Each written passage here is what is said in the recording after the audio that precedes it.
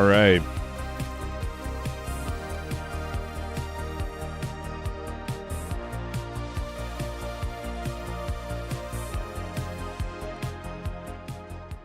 Sorry about the late start, guys. I spent too long editing.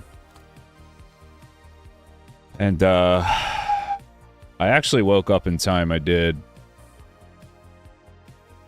But I made a business decision. I just said, fuck it. I'm dead tired. Stream's gonna suck unless I get some sleep. All for my, hold on, my camera's laggy. All for my video to totally bomb. You don't do this job unless you're doing it for the love of the game, Chad. That's for damn sure. Try and fix my camera here. Alright. We're pretty much good to go.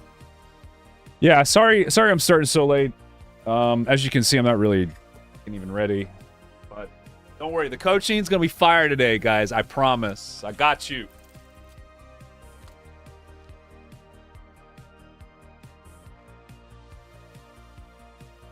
I got you guys. Like, I'm locked in for the coaching. I'm well rested.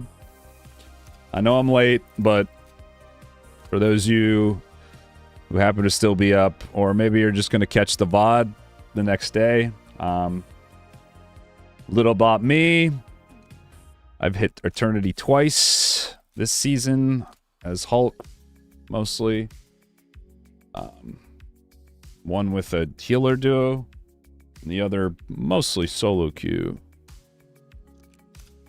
So, I'm going to tell you guys what I know. I'm going to tell you guys not just what always the best thing to do to climb is, but what you, specifically you, individually need to do to climb. Because I think it varies from person to person. But I think most people should be chasing a general playstyle. With Hulk, I know what that playstyle is. I 100% know what it is. It's no doubt in my mind how Hulk needs to be played right now, with variations to it. Like, obviously, there's variations to it. And that's kind of like where I think you guys will get the most value from these types of streams, is little things. I think most of you have a general idea just from watching me or watching other people how to play. What I'm trying to do with these coaching streams is to give you guys insight into maybe why you're stuck in the same rank, or tell you maybe why you're not climbing as fast as you'd like. And it really is just carry. Like, the more and more I play, the more I realize, like, in a meta where characters like Elsa exist, you have to think... if I were to critique my older self around when I was starting to get good, I think initially I started out as a carry player, but more through objectives, and I turned into like a pure team-oriented player. And now I'm kind of back to the... I'm at the point now where I realize everyone's shit, so I don't really play to those conditions anymore. That's kind of the thing I've realized. And most of what being shit is just like doing the right thing, making the right choices. Again, that's what this stream's going to be for, is telling you guys like what the right choices are. I have a pretty good idea, I think, in most scenarios, you know, who's fucking up, right? So, without further ado, we're going to get right into the coaching, how we do these things. I told you I was going to be locked today, chat. I'm sorry I'm late. My schedule, like, I'm terrible with the schedule, but at least like when you're watching the VODs, or just putting it on in the background, you know, you're gonna get quality. All right. Well, let me get to chat here, then we'll get going. Yeah, I don't know, Skitter. It's partially I'm irresponsible because, like, I knew I didn't have to get the video out, but I was honestly having so much fun editing that I spent a lot of time, stayed up way too late. And then, yeah, I could have streamed, like I said, tired, but I don't know. Kind of unhealthy, and it would have been like 3 hours of sleep. But good to see everybody. That's funny.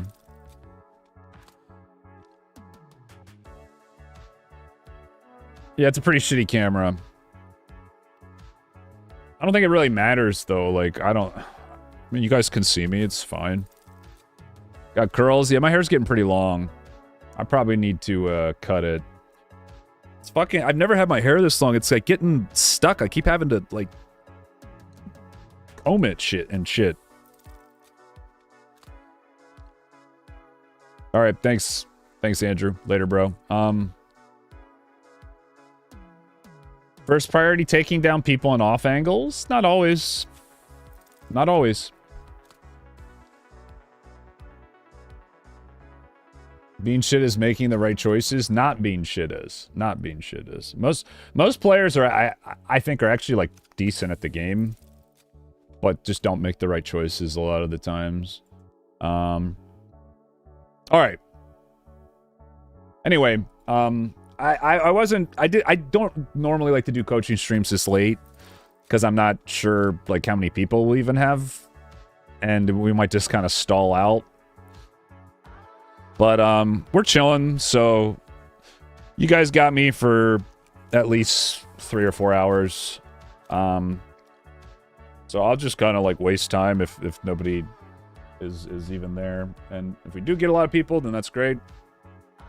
I do this for you guys, for chat, mainly. You can pay to skip the line to throw me a couple bucks, support me, but it's not mandatory. Usually when people start skipping the line, that just means we stream longer, because I realize there's like a higher demand. So if not a lot of people skip the line, we'll just do a shorter coaching stream. Ideally, I mean, if nobody skips the line, we'll just do this for like 3 hours. Again, it's for the community. But, yeah, we can play 18 versus 18 too. It's definitely possible. By the way, chat, there is a tournament we have, I think, coming up here. But I think the sign-up's already locked, so I don't even know why I said that. I've not played that. Anyway, if you want coaching, then what you need to do, get the replay code you want me to look at. Give me your in-game name with that for the replay code. And then when I type go in chat, I believe it's Twitch this week. I think YouTube was last week. But I don't think it's going to matter.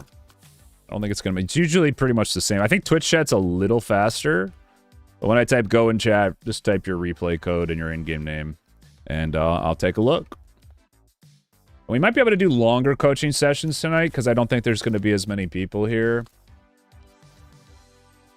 I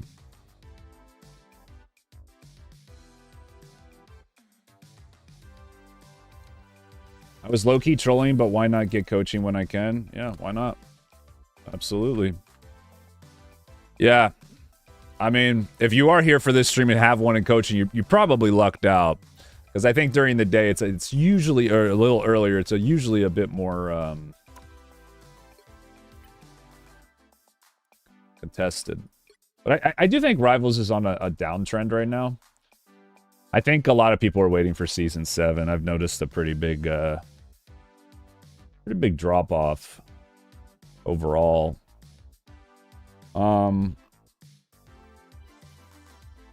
There you are. Spider-Man. Okay. Can I watch console too?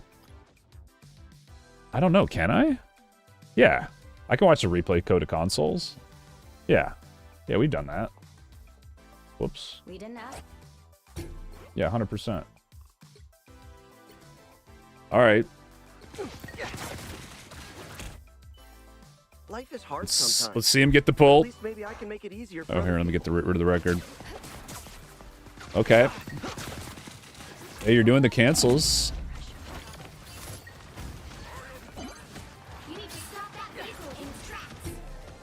I feel like the faster you get the height, the better. I like the pull away. My general rule with Spider-Mans is, like, the good ones know when to follow through with their combos and when to disengage. As soon as you see the invis shield on him, you should have just disengaged and looked for another target. I mean, I don't even think this is the worst death. Like, it's not great, but... Oh, okay, okay. Good movement. It's really good movement. You are kind of, like, fucking over your team here. So, right now... I mean, I know nothing too much is happening, but you just gotta remember... Whenever you're not doing anything as Spider-Man, it's a 5v6 until you do something. So... It's still a 5v6. Okay, so you distracting him here, this is good, right? This is good. This is their healer, right? A healer who's isolated. So you could either assassinate him, which doesn't seem like we want to do, or you could quickly re-engage on this side of the fight and get a 5v6 for about 3 seconds, 2 or 3 seconds, right? Those are realistically your choices. And then the 5v6 you'd probably want to do as form of some, like, whatever. Spider-Man's crazy. There's so many things you can do, but I would probably do some pull into your team to try to turn the fight, right? Because you guys are down. But I mean, this is like the dream situation. But this is, I think, right here, this situation right here is, I think, what makes good Spider-Mans and bad Spider-Mans, is like knowing what to do here, how to execute here. Because this is your turn to carry a fight, right? Because realistically, if you go even and kill this guy, okay, it's a 1-for-1. It's, you know, you're both out of the fight. Well, great, your team still loses the fight, right? So while I'm not a Spider-Man main, it's interesting to talk about from like a, I mean, I don't play this character, so I'm gonna be honest, like, I don't really know the right answer, but what I would do, I would actually fight with your team here and use the time that this guy is, you zoned him from the fight to re-engage. So I think you got the right idea here. I want to see you maybe look for a pull into the team. Not ideal. I mean, you didn't get no value.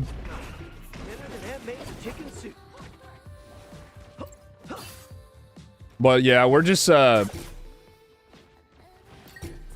don't think I like these odds. Yo, Spider-Man is such a high skill ceiling character. Like, I don't think people realize how high, because this is just watching it from your point of view, I can see how easy it is to fall into the trap of not really. You're not playing around your team nearly enough. Is the big thing. Like, you're spending too much time going and doing nothing.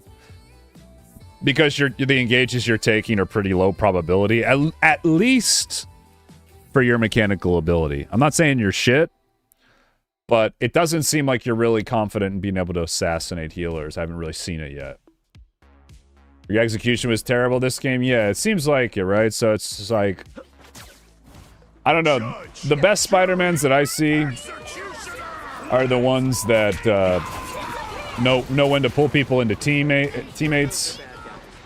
So for this, you should just look for some kind of pull or some kind of, like, save play on someone. Again, we're just not utilizing the pull enough. Like, right here would have been a really good... Yeah, okay, just kill the Jeff. There you go. And again, we're in the neutral, we're up. They're low. Yeah, I mean, I wouldn't... I'm gonna be honest, I wasn't even thinking about a ledge pull. Like, you had opportunities earlier where you could have just pulled them into your team and killed them. Like, this is such a... I don't know, I feel like this is a bait, to be honest. Like, most people are aware of this. You might get them once, too. I mean, it's good to go for it. But here's my thought. You just gotta kill, and you're backing up. What are we doing? Like, yeah, this is technically a higher percentage fight, but forcing a 5v6 while they're dead is an even higher percentage. Like, you have to make the play for this. They're already dead. Their healer's low. That should have been your big invitation to go in here. This is something I think a lot of people, not just Spider-Mans, don't really do too well in the lower ranks. They don't really understand when they're stronger and when they're weaker. Listen, even if you go in here, go for an over-aggressive engage that maybe 80% of the time works, even though this may work 85% of the time, right? The value you get from going in and your team wiping is stopping the card and effectively getting the exact same thing anyway. Because the amount of time they respawn to come back while the card is moving, the time you spend stopping the card, then dying, then respawning and coming back, the card will have moved just about the same amount by the time you actually contest it. Does that make sense? So there's really no reason not to take space here. So yes, this is a higher probability play, whatever, sure. You get the most value, but like as a team and as like a macro from an objective standpoint, when someone is dead, you just fight. Like, so let's replay that and like, how would you have gone about this fight normally after the pick? Because the pick is, playing with a lead is very important. Okay?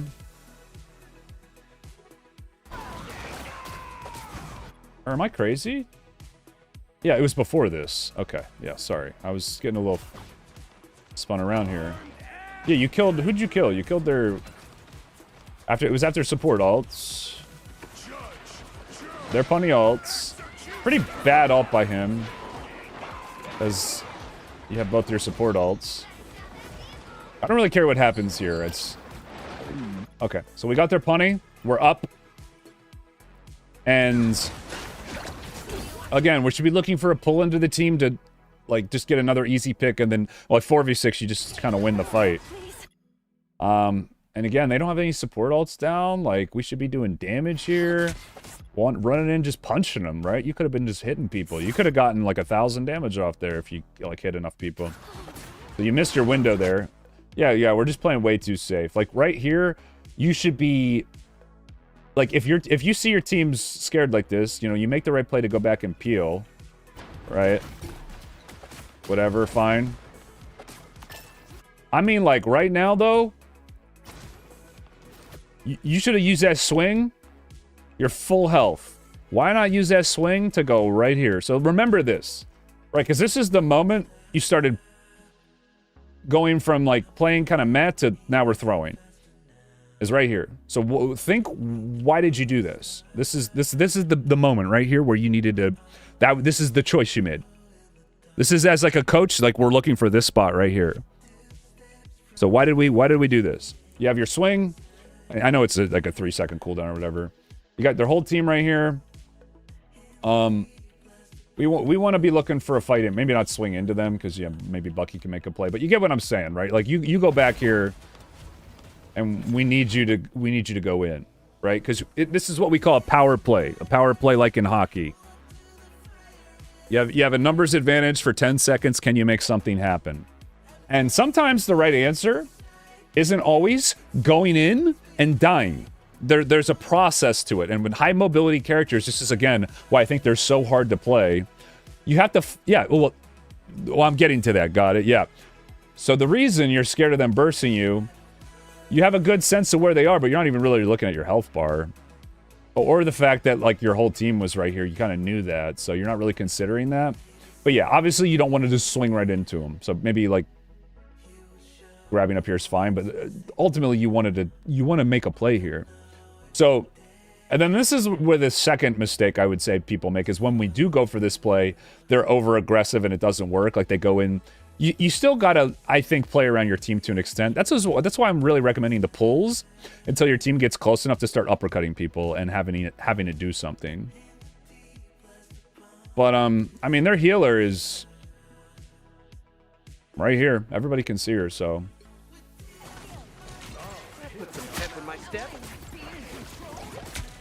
Yeah, I feel like Spider-Man is. I mean, I know because I played him. He's a character that. Yeah, that's really good. That's what we want to be doing. Now we go for the dive. Exactly. You got the right idea. This is good. This is really good. I like you're going for the down cuts. Nice little juke. Nasty. Yeah, I mean, that's not bad. Yeah, that was your best sequence by far. That's more or less how I think you should play this hero when you're against an invisible woman. I mean, in lower ranks, you could probably just get away killing them. You get a free ult here.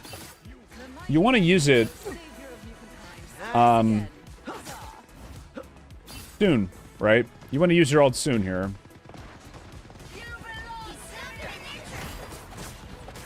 Oh. Yeah, that's a disaster. This is another thing too. Like all these Spider-Mans do this. You didn't have to engage there, right? Like you didn't have to engage there.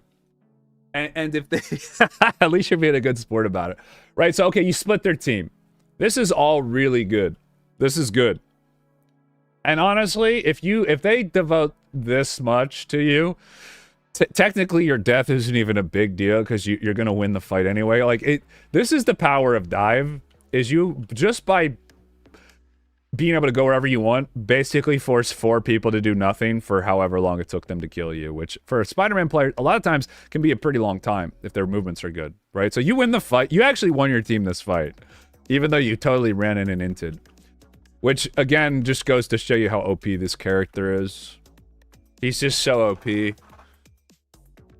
Now, good players who can aim are obviously going to punish you harder, but, I mean...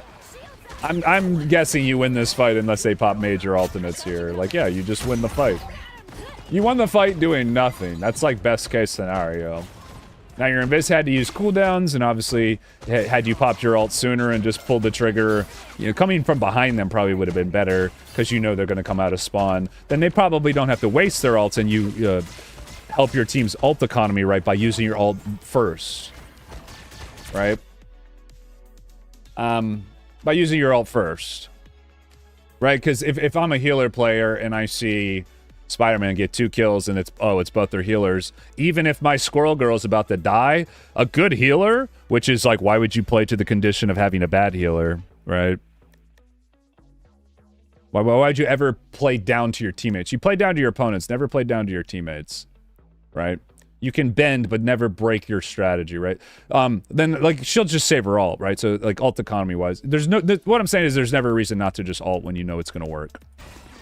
Call grateful. 10,549,879,511 underscore pump. I think this is my best game on Hulk yet. The beginning is rough and I think my strongest weakness is initiating the fight. Alright, I'll get to it. Thank you. Yeah, we're just about done here. We'll watch one more fight. Let's watch a defense one. That was your best fight. That was good to see. Well, the one before the one you just did. So yeah, you want to try to remember the feeling you have when you have those good fights and like what exactly you do. And I think with you, it's like paying attention to your health bar. Oh, what's up, Mukuru? That's crazy. Sorry, I didn't see that.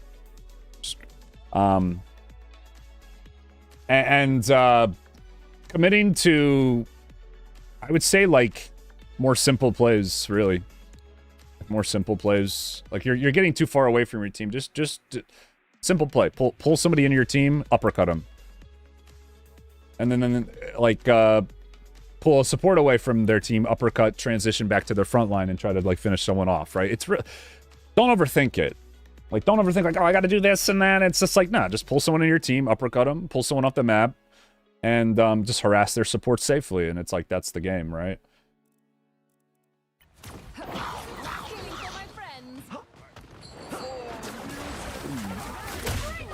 Alright, so we're on offense now.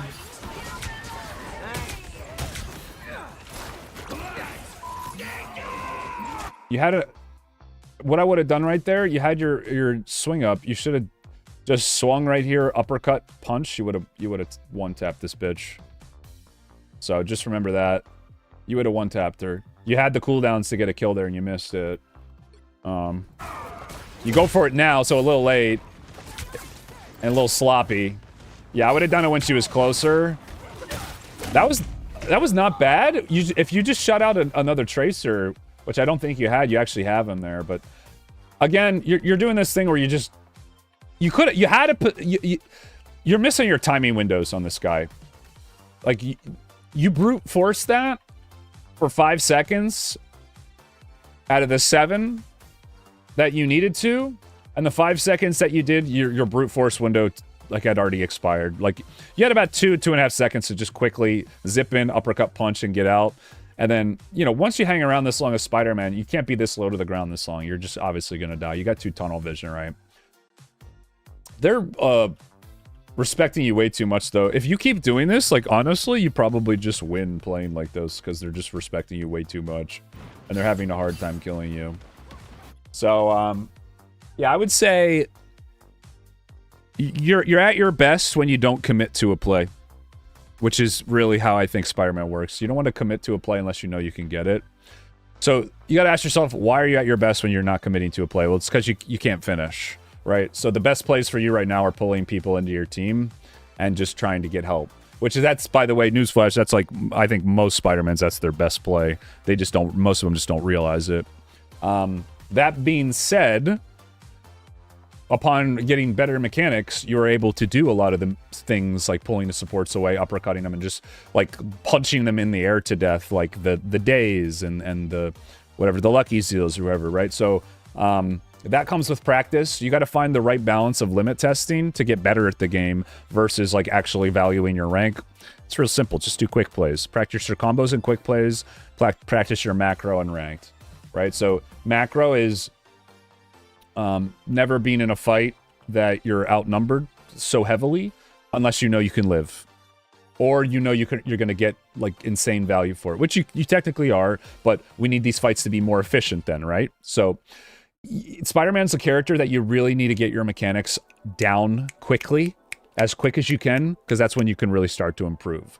Because then you'll know your limits and know how much you can kind of like skirt on the edge of the fight, maybe like run around here, fucking waste, and then just like harass people, poke, right? Like do this, boom, boom, and then boom, now I go in for the kill, because like you can kind of just take over a game if you're good. You get what I'm saying? So it's like, it's almost like an anime character where you have to unlock your true power before you really know what your limits are to like who you can beat. So with that, like, you need mechanics, you need game sense, it's a long road. So the best advice I can give you, apart from just like being more aware like what your health bar is at and where everybody is, which is just like looking at your screen, just watch streamers. Just see what they do. And then just think why, and you can kind of skip. You can kind of skip all that process. Just watch what they do, and then just try to emulate the tricks. It really is. I mean, there's a reason why people, like a lot of people, watch streamers. It's the best way to learn. It's just like you see someone, you know, you skip all the steps, but you want to understand why you're doing that. So, Spider-Man is, as far as like specific combos, like you're going for him more or less, like the double downward slam after the uppercut with like a bunny hop cancel, or not a bunny hop, a whatever his passive shift is. I thought the fact that you went for their backline when you had your ult was good. Like, I think you. I mean, you carried too. That's crazy. So, yeah, there you go. Boom, coached. Let's get Le Pump. That is his best Hulk game yet.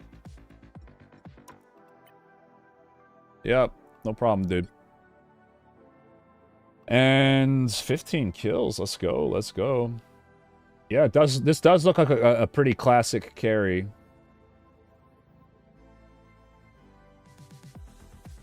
Definitely looks like they had a bit of a healer issue. Let's take a look. Got a mid-GM game here. Guy said he started off a little rough.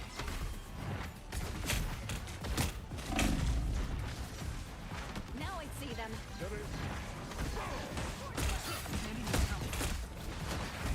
Hulk grateful. Didn't need to jump out there. Are you playing TN?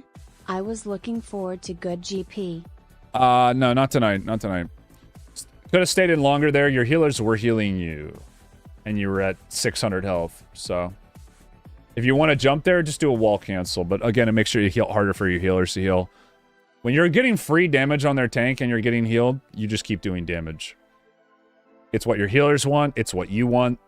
And what it'll do is force their Thor or Strange, whoever it is you're hitting, to turn around and start hitting you. Once they do that, gauge how long you want to stay. Get out. Thor was low. You could have used that to block heals. I like the stun timing on that, but we missed. Didn't need a jump there. You just needed to slow walk or wall cancel and come up and keep punching him. He should have probably died there.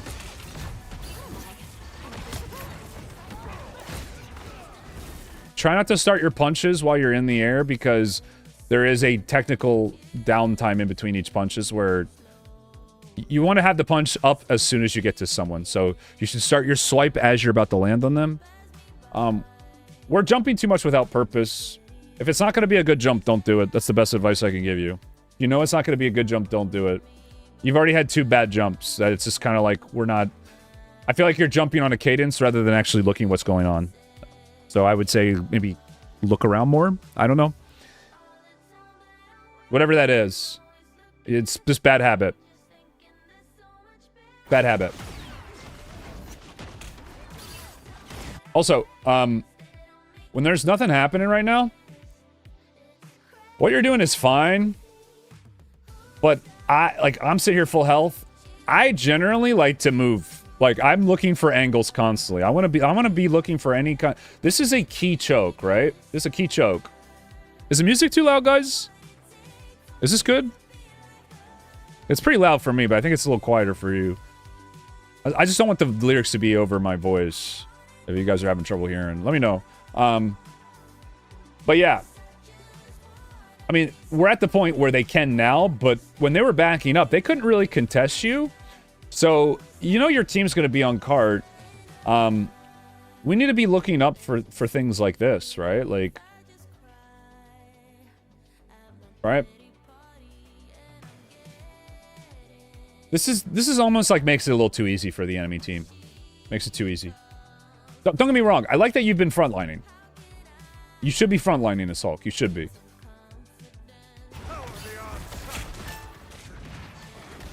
Yeah. Jumps is the biggest thing we need to upgrade. Mainly, you're thinking before the jumps. Yeah, we're just... Again, that when you saw that hook... Why not shield the person who got hooked in, right? But, I mean, you said it yourself, you had a rough start.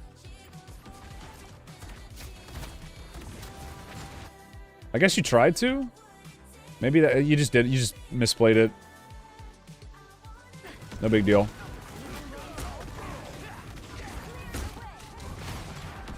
Yeah, that's just the controller tracking there.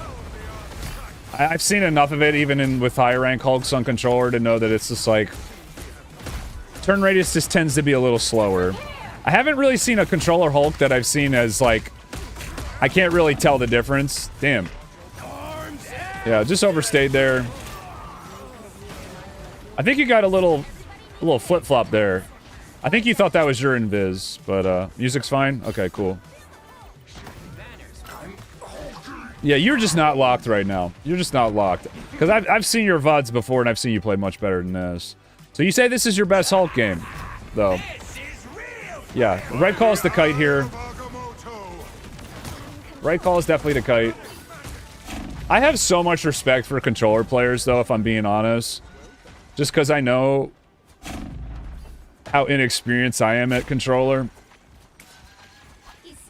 Where it's like, the way I view PC games and WASD. Okay. I'm not a big fan of this. I think you could have gotten a little, like, higher up with your initial jump. So you weren't in the middle of their team when you landed. The ult itself, maybe a little early, but it's honestly, like, it's okay to ult early when you're afraid your team is going to die. You usually do that when you just can't win in the neutral, though. I thought you were winning in the neutral, so to me personally, I wouldn't have ulted that early. But it looks like you're coordinating a play, so I'm, like, totally fine with it. Like, I don't think it's technically the wrong play, as long as you execute. And it looks like you're about to do that. Beautiful. Yeah, see, I will never say that even just because I wouldn't do something a certain way doesn't mean it's not a good play or the right play. Because again, it all comes down to like things that aren't always consistent between games, right? Like coordination between your teammates, enemy team's play style. There's a lot of things where it's just like, you know, you feel it out. And you felt like right there, you knew they had used their rocket ult, they had used their strange ult. That's a smart play, just to like aggressively go for it, which is why I said like, yeah, it's not bad. Not what I would have done, but it's not bad. I can tell you why I would have ulted a certain way. I mean, obviously this is like worked great for you, but like again, I think you could have won in the neutral and actually gotten the cart to move, probably up to this choke, and then that's when I think they would have heavily contested it, and that's when I probably would have gone for more like. Because they're going to be pushed out. And then the beauty of it is, when you get a wipe here, rather than like here-ish, right? Like the cart's a little farther up. The idea is I want to move the cart up before I ult, because I know I have a timing window where they're still not going to have support ults, to where we get a team wipe. Now the cart, instead of moving whatever from here as we wipe them to here and they port, it'll move from here as we wipe them to here, and then they boom, their port's late, or they do it, you know, they just trickle out. You see what I mean? So I'm thinking of using my advantage in a macro sense. This is something not many people do. Your play works, so anytime a play works, it's almost always the right call. But me, I'm greedy. I want more. I want to get the most out of things. Again, this is only because we were winning in the neutral. Which you kind of were. Which we kind of were. 10,597,582,322 been hardstuck GM for 5 seasons and just can't figure it out. I feel as if I should be in Cell Plus, but I also feel like I'm in Elo Hell. I'll be able to help you. Don't worry. I got you. It'll be after this one. Soul Plays. Thank you for that. So yeah, you feel like you're useless against Thor? Yeah, I mean, Thor is just super overpowered. It's like one of Hulk's worst matchups. Fortunately, most Thor players are dog shit. What's up, Trip? Yeah, I've been getting a lot. We'll probably do a Deadlock stream eventually. It's more or less confirmed. I'll let you know when we do it. It'll probably be me, Coach Mills, and Ply, my healer. So if you got someone else, maybe we'll do like a 5-stack or something. We'll do like a big multi-stream. It'll be a good night. Maybe Friday? See, it's patch week. That's the problem. It'll probably be the week after next. I'm down, dude. Also, let me know about your podcast. I haven't forgotten about that. When you wanted me to come on for that. You didn't give me a date, did you? Because I'm gonna feel terrible if I forgot that. Thor is your favorite matchup in Hulk? Yeah. So I do think it's a skill matchup. It's just a skill matchup, heavily favored in Thor's hands. Heavily favored in Thor's hands. The skill in the matchup is Hulk knowing when to stun a Thor, like cancel his dash. Thor, it's way easier for Thor to cancel Hulk dash than it is for Hulk to cancel Thor's dash. It's way easier. Hulk has to charge his jump, Thor doesn't. So boom, immediately, everything Hulk does versus Thor is going to have a reaction time advantage on, because he gets an instant with his thing and you got to wait, right? Anyway, let's continue.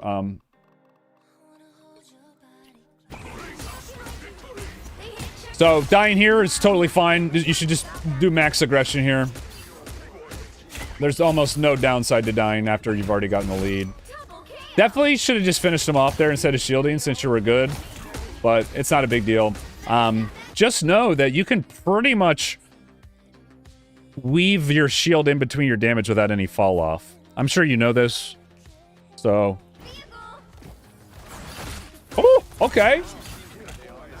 Okay. I would have chased there. Again, you were getting healed. You knew you had killed one of their healers. What you do is you slow play it. Again, we're doing these jumps where we kind of completely disengage, and it gives them an opportunity to escape. Whereas, like, I want you to be more oppressive. Such a played out word. I want you to strangle them. Like, I want you to squeeze the life out of them in situations like this. You could say, like, oh, I'm low health, that I should disengage. It's like, that's too black and white. How about, my health is dropping to almost half. Their Thor's on the run and my team's all behind me. I just got to heal, so I'm going to slow play it, rack up damage on the Thor, but never fully commit to a spot where I could get turned on. You see the difference? One is an overly safe way to play, and two is you having a dog in you and just getting every little advantage you can. Min-max to the fucking max. There's no min, just maxing. You're just Hulk maxing, bro. So, okay, again, what is it? Okay, you get a little alt charge, maybe the Thor gets away. It doesn't... You keep the fight going, though. You keep a fight going where you're winning. So, okay, maybe you get enough damage to where Rocket has to peek on Hulk, or on Thor. Now we jump backline, maybe you get like a nice stun, get a kill, boom, the stagger continues. So, I just... Like, these jumps back, you're giving away your pressure when you're not really in danger. You're doing it a lot. Again, this is just bad habits. I would... Nice stun. You gotta block heals. I would have shielded there. The right play there was to punch, shield cancel, punch, clap. The reason you want to punch before the shield cancel is because you want that shield up as long as you can while he's actually like low on health, because you again for the block. So if you pre-shield, there's going to be damage on that shield before the initial punch will go off. Does that make sense? So you're just getting max value. Again, I think of... I'm autistic, bro. Like, I min-max in spots where I don't even feel like I need to. But I do it just because I'm just obsessed with being the best at this character. Right? I just... It's fun for me. So... Same goes for, like, if you wanted the most damage off of someone who's exiled, would you clap, then punch, or would you punch, then clap? What do you think, chat?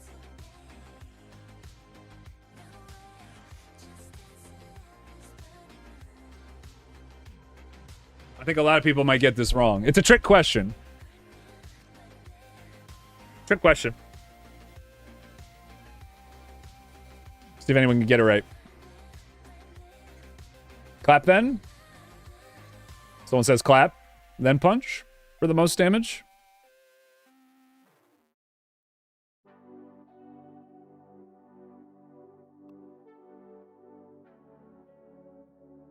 Clap then punch is the most burst.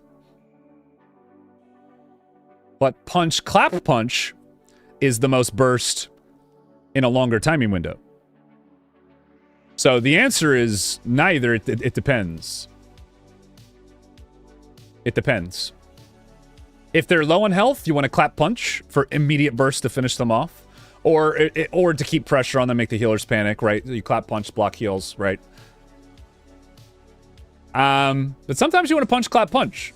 Again, it's minuscule. Like, we're talking about fractions of seconds. But sometimes that can matter. I think overall, though, I like to do clap punch more. It just feels better, but I technically, I think... Love it. Feels so good. I think punch, clap, punch is better overall. Bite Tacos, thank you for the 3 months. And partly because of that is it's... I technically think it's more ult charge, too. It's more damage and it's more ult charge overall. Because when you weave the clap in between rather than pre-casting it, your damage comes out in a shorter window.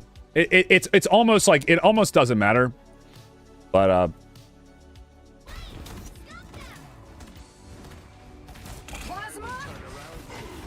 if you want to get super autistic,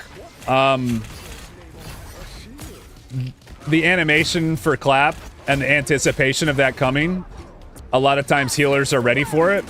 Sometimes they'll overheal if you do too much burst too fast, which again is why you want the shield up. But if it wasn't up, for instance, sometimes you wouldn't want to clap at all. Sometimes you'd want to save the clap, right, for when they get away to actually get the range damage off. Like, there's so many variations to it, and it's so simple, right? Like, just clap when it's up, right? It's like, well, no, not necessarily.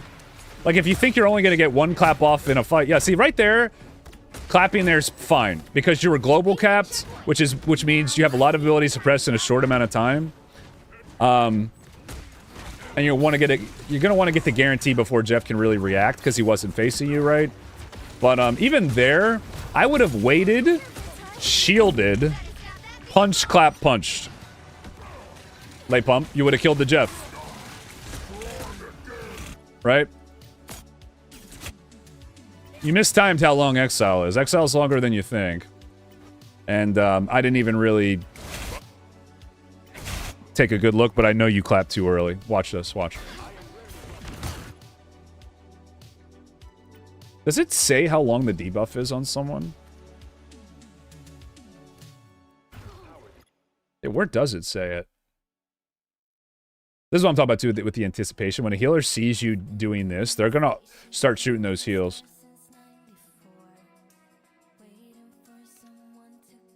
You know so much video game terminology, it's crazy. Oh yeah, if I'm ever using a term that's not like you guys don't understand, just let me know and I'll explain it. I think I said GCD capped. GCD capped, that's global cooldown. That's just like a wild term. It's some other games use it too, but basically you have a lot of abilities to press in a short amount of time, and every ability has a cooldown, like an internal cooldown. I'm sure most of you know what I'm talking about, but I'm just going to highlight it to show you.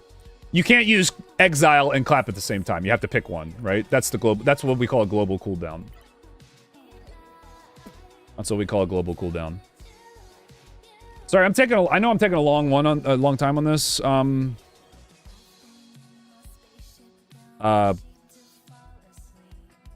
up, Sken? Wait, I missed the soul plays, but right. So you see that red? Look at my abilities right now. See how they turn red? That's the global cooldown right there. That's what that is called for anyone who doesn't know. Thank you, Mugens. Yeah, when abilities turn red, that's a global cooldown. This is why I've said that I think this game is very similar to WoW, the combat. And if you like Marvel Rivals, especially, dude, this feels, oh man, it just feels good to get on this game and punch things, man. It's so satisfying, like. You'd probably like World of Warcraft PvP. World of Warcraft PvP is actually, it's very similar. It's way more strategic, probably a little slower pace, but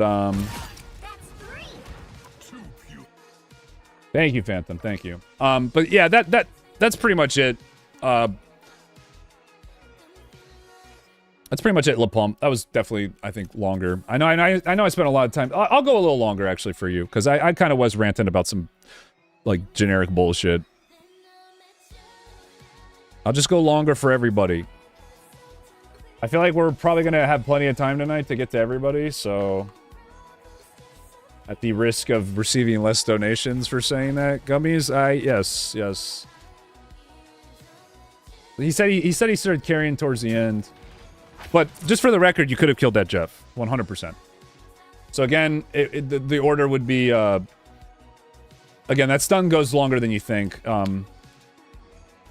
You could pre-shield. The reason you want to pre-shield and then punch, clap, punch is again what I was saying. He was at that threshold where he gets low enough, you just finish him off, and the damage comes out over the burst comes out over like a longer period of time. But it's overall more damage, and that's what you're looking for. So did I explain that well enough?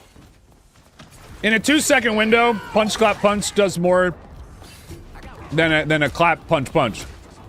Right? And that's what you wanted to do. I compliment you, Hulk, but Ben would Nah, I'm just kidding. We'll stop there.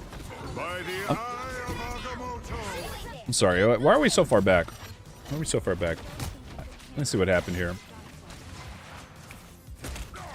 I love this. That's a good trade right there. Mwah, perfection. But I think you could have. Why not shield there? I'm just confused. You're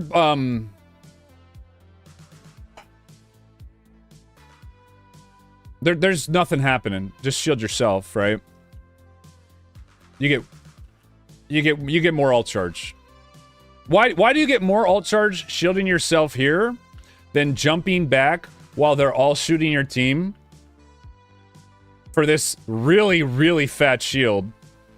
This is a really fat shield. This is really good. Why is shielding yourself here better anyway? Before you jump out? Can someone tell me? This is a really good shield. It's still not the best way to play in this particular sequence. Again, this is ranked. This is solo queue. Okay, that's your hint. That's your hint. There's 2 reasons, but really 1. I'll accept both answers. You like to give shield for the team so enemy doesn't get ult charge? That's valid. It's a good reason. Still doesn't make it better than the reason I said. But that is... Yeah, that's worth considering. That's something I truthfully rarely think about. Rarely. I think about it when support ults come down. I think about it when... right, like I'm against a Bruce. Right? Guaranteed shield break? Well, not necessarily. If you want it to be, it can. But, Spider-Man needs help? Well, I mean, they didn't see the, he didn't see the Spider-Man. The Spider-Man, it's... Ignore the Spider-Man. Again, watch it one more time.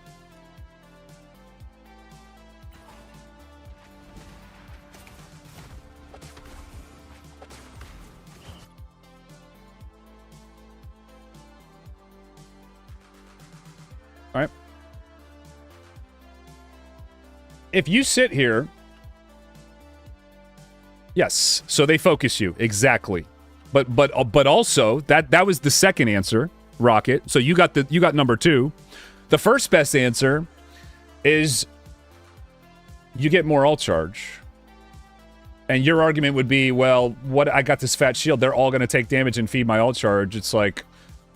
Yeah, but you use it earlier here, and you get to stay in melee range to do more punches, and you know they're all going to focus you, so your shield's going to full pop, and it's just better. Okay, it's just better. So, you did this on offense, too. So I'm not surprised that we're doing it on defense, because defense, you generally want to play a little safer, but yeah, I mean, it was free. You were at full health, like you were at like 600 again. He was lower. Right? You stay in, you get another 10% ult charge. That's significant. That's significant. Okay? So, I'm going to stop it there. You got to think before you jump. You're jumping out of a lot of fights that you're winning, late pump. You need to have longer trades. You'll do a lot more damage that way. You also have more carry potential. Sorry I didn't watch the part where you started doing really good, but you also have way more carry potential. You're not punching enough, and you're not... like, shields on your teammates are good, but really, what does that shield accomplish other than just letting them walk up and shoot? It's like they can do that if you're just tanking and everyone's focusing you. In fact, that's better, because your healers get more ult charge that way. And they can position differently. Like, right, like... I've been back and forth about this, but... When nothing's happening, the best thing you could do is Hulk is hit their tanks. That's the best thing you can do. That's the best thing you can do when nothing's happening. It's free. Hulk he's really good at hitting their tanks. He farms them. Alright, so we have one more here, and then we're back and open it up to the free ones. Sorry, we're doing a bit longer sessions tonight. I think that's just going to be how it is because it's so late and there's less people here. So we'll probably, for the free ones, we'll do like 15 minutes. And for the paid ones, I mean, I just probably did like 20 minutes there. We'll do 20 minutes. And then tier 3s, like I said, we'll do a full game. So, Soul Plays, sorry I made you wait. Been hard suck jam for 5 seasons and just can't figure it out. I feel as if I should be in Cell Plus, but I also feel like I'm in Elo Hell. I got you, bro. I got you. And then yeah, after this, the line is ended, so it'll... Have I won a game in Eternity? No, I don't think so. I haven't played on my main account, I haven't played on my alt account, and it decayed. And I'm totally fine with that.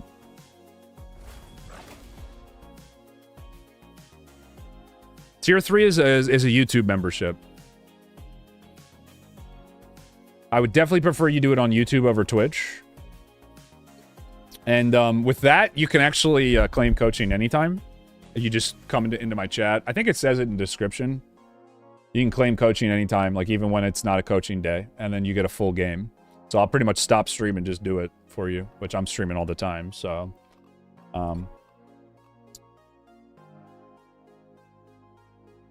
wait, you said I actually forgot your name. What was the name?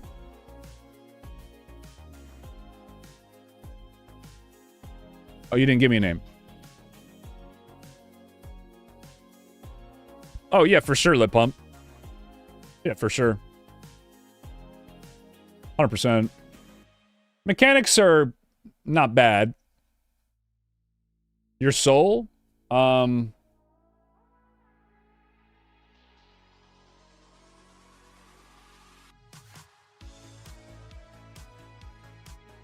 What is your in-game name? There were like 2 paid ones. This is the second paid one.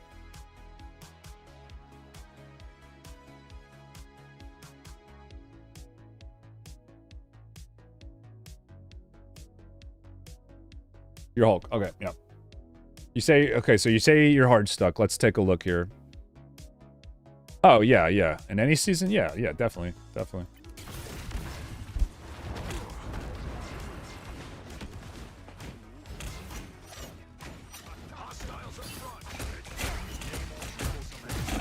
Why are we holding on to our shield? Got a shield way sooner there. I'm okay with you not using shield to walk up. Like personally me, I shield here because by the time I get to wherever I'm fighting here, it's almost already up again. Right? Oh, grateful. 10,105,991,277 hard game to play. Don't know what I can do. Warrior King. All right, yeah, I got you. So I'm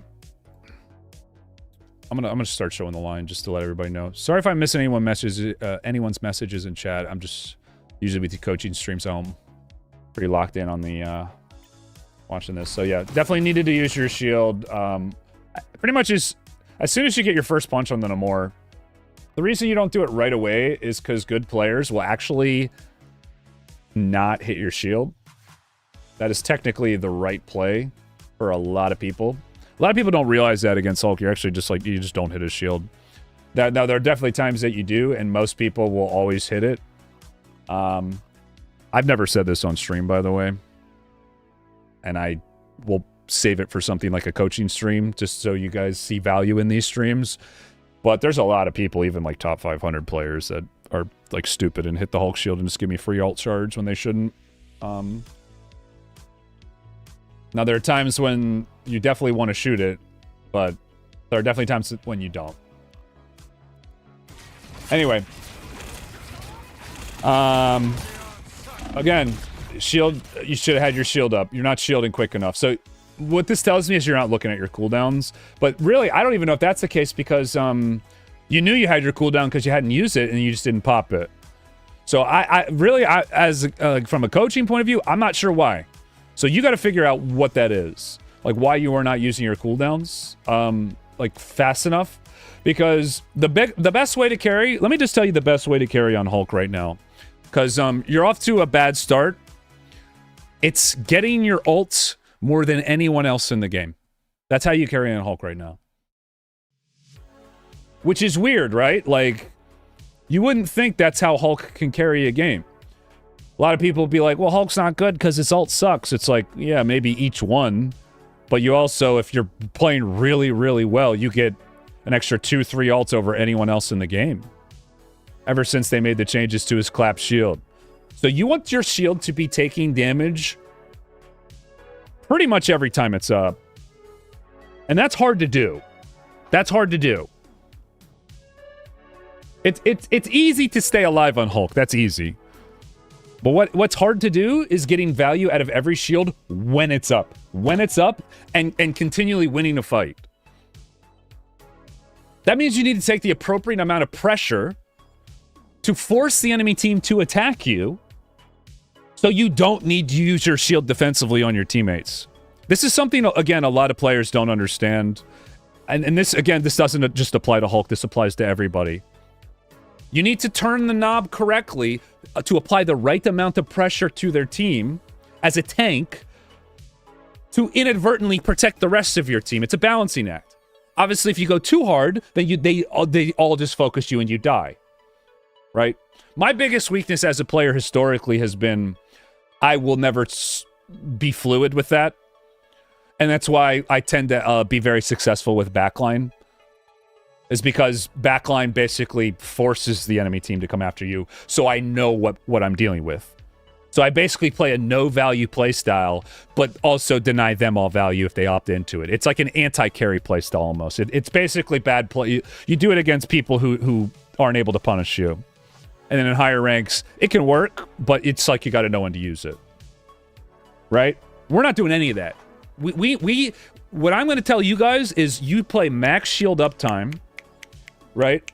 Because it's the best way to carry. Why would I tell you guys a way to play that isn't the best way to carry? It's easily replicatable. It's an easy condition in your head. You should be trying to do this every game. Always get your shields popped so you get ults quickly, and then carry with your ults. Now, if you aren't able to carry with your ults, and you consistently showed me after like multiple coaching sessions that you can't get any better, yes. Okay, yes. That is when I'd say like, okay, you're hard stuck. It's not looking like you're getting any better mechanically. We'll work out a new strategy on Hulk. But until I've seen that you can't do that, like mechanically, like if I think your mechanics are really bad, and I'm gonna say, then I'm gonna be saying this for every single Hulk I look at. So just so you guys know that, just a little caveat, because this is the best play style if you can play it correctly. But yes, you should be using your bubble more for shielding yourself when low, so you take damage from it. And using it pretty much as soon as you're fighting someone, because they're going to be hitting you. Or as soon as you see them about to hit you. So yeah, you should be using your shield way more. You've already missed out on one shield. Like, you could have had an extra shield already. So you're at 66% efficiency. So if you're hard stuck GM, if you can get that to like 70, 80, 90% efficiency, that'll get you to celestial shit. Just that alone. Just that alone. Okay, so like we should be clapping. You should have clapped in that choke when you faded away. Again, yeah, not enough. Shielding here would be fine. Yeah, we're just holding on to our cooldowns way too long.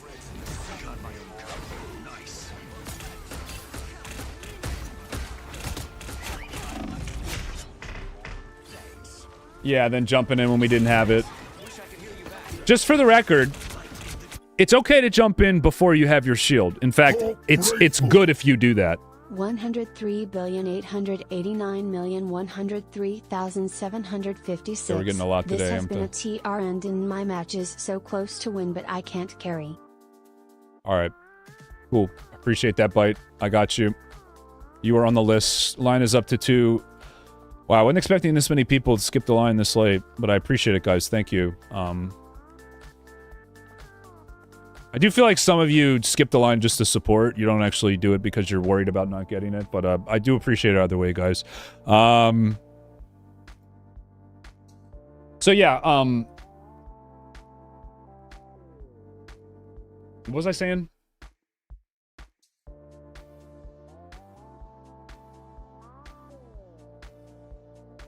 I forgot what I was saying. But yeah, just not shielding enough. Oh, I remember. Yes, as a Hulk, so when you jumped in on the, what was it, in Lamore?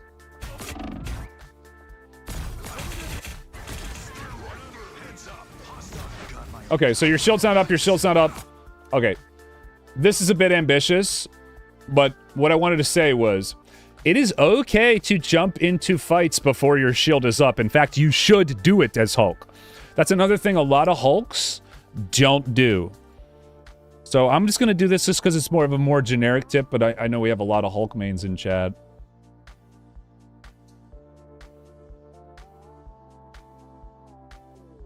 You know, we'll make this like slightly different ranges because your shield cooldown is technically not stagnant. It can change. So if this is your shield, right?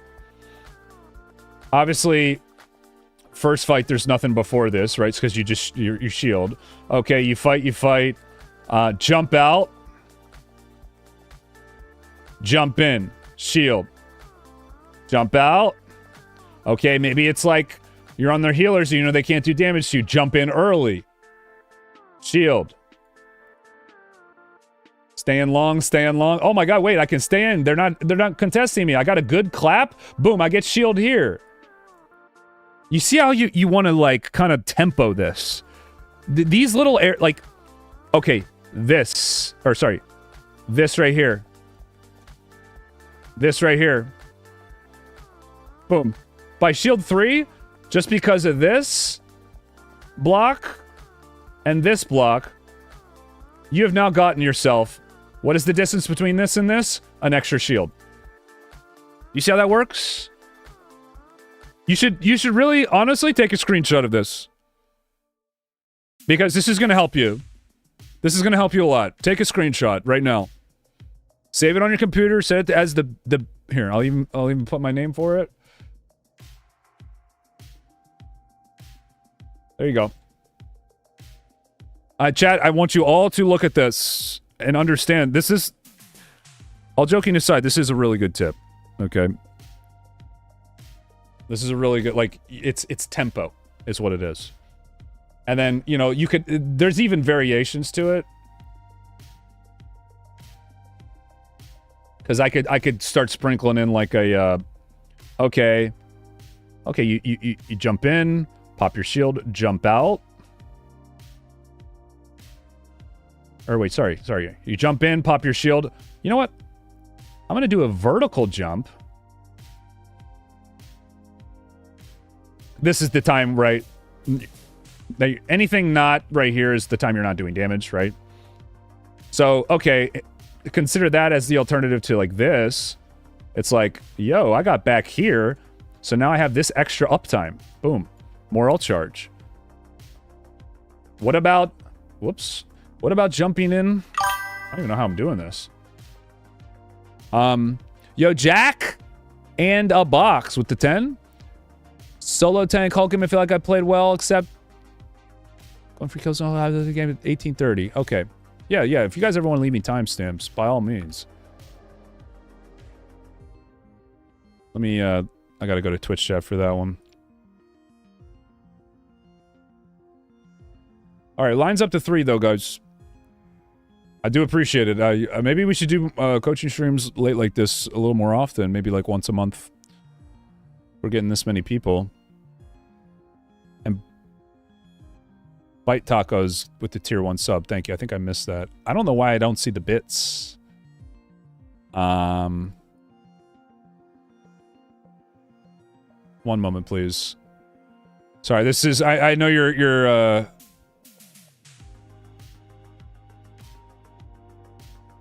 Huh.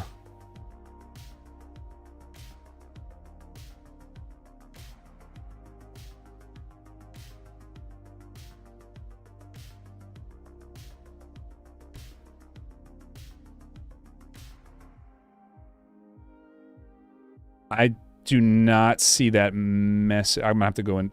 Yeah, what's up, Ply? It's going good. I'm gonna have to go into stream labels, I think, to get it out.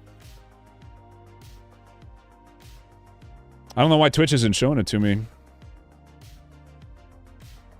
I got it here. All right, we're good.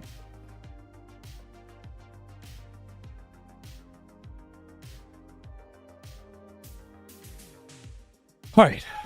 Sorry, Zanmo. I know we're taking a while, but this is some really good info that I'm giving you guys. Like, again, this is not something I've, like, talked about too much. Like, the uptime, like, how to have good uptime.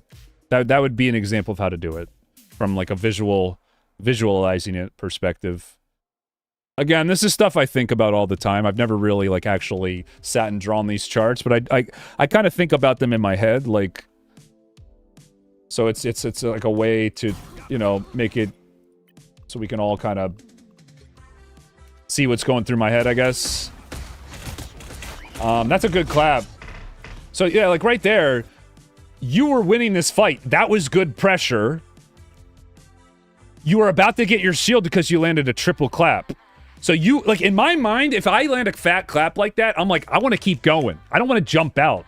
Why just take the ult charge? Take the win. So what would be the jump we do there? I just told you what it was, but I just want this to click in your head. So there's 5 different types of jumps you can do. You can jump out. You can jump in. You can jump up. You can wall cancel. You can jump away, like, backline, away from your team. That's 5 different jumps you could do. What's the right one? If you land a fat clap and you're doing good damage and you're up, even though you're taking a lot of damage, out? No. No, you could have stayed in here. If you land a fat clap like that, and it resets the cooldown on your shield, right? So what do? Yeah, you do like a up. You probably like ceiling and you like jump here. Your healers can reach you from here. It gives them the message for them to walk up. Your shield's up 1, boom. Go back, start punching. Now you shield and just run at them until your shield pops. Then you jump out. Why? Because the Strange takes unhealable damage. Like, that's just too much pressure. He's on cooldown and you push him back, right? So it's pressure. It's pressure. But we just face tanked, so we didn't get to do any of that. This is why I know you guys are gonna roll your eyes, but I highly recommend, like, the best value you're gonna get from coaching is doing it twice, 2 or 3 times, and then that's like where the most value is. And after 3 times, probably the value starts to go down because you get better. And then the first one, the value is like also goes up really high. It's like because now we're stuck in Bruce, and we're in a fight where we could be pressuring and like snowballing him, and I could be giving you tips on how to win that way, but we're not at that point yet, right? So we gotta get to the point where you're carrying before we can really tell you how, like mechanically. But By the eye of Agamotto. that's got to be muscle memory. That's the best thing. You had it. There was a point where you actually had it, but you just didn't pull the trigger. That's, yeah, something like that is muscle memory. Just comes with practice. You have good jump discipline, I will say. I would say, though, right there you needed to jump. She was 1 hit. You just jump, finish her off. Also, little tip. There's a difference between having good jump discipline and not knowing what jumps you can do. You got a little bit of both. You have good jump discipline, there's times, but there's also, like, there's jumps you could do to get you to your targets that you're not doing for, again, higher uptime. I'm gonna see if I can find one here. I have an example if I need to go back to, but I need to watch more of you guys' footage. I feel like I'm short-changing you guys. So we'll go a little further here. And I'll let you know when you need to do a certain type of jump. That was good.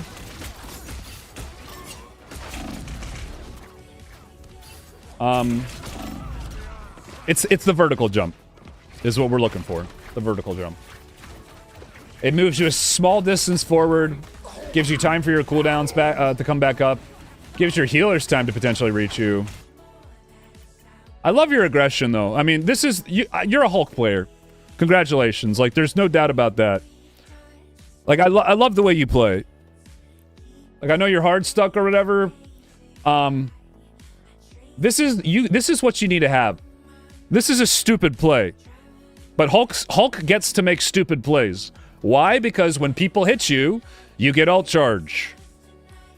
So no play is stupid if you know your limits and you math it out correctly. So yeah, your whole team's out here. Obviously, this is not going to work out for you long term, but I feel like you know the right answer. You're going to punch him a few times, shield, get the ult charge, and jump out, right? Or are you not sure where you're... Oh, okay. All right. You're a little bit too much of a Hulk player. Chat, why is this not great? Chat, why is this not great? I know I'm going pretty slow, but I'm enjoying coaching tonight. I'm having fun. We're gonna make this interactive. Why? You know what? Just because we get less people watching the coaching streams doesn't mean I'm not gonna try to make them better. And while you guys say that, I'm gonna go grab me an energy drink.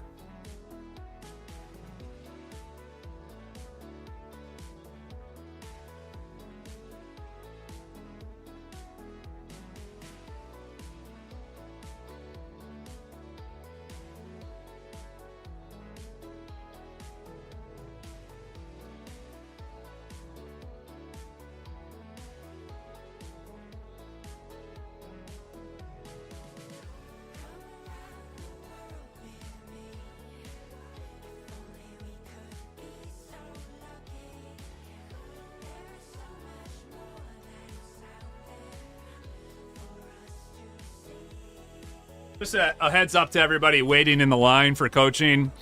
We are doing longer sessions tonight because it's late. But that does mean you're going to have to wait longer. For each individual person. Yeah, his team's not there. He didn't use his cooldowns before ulting.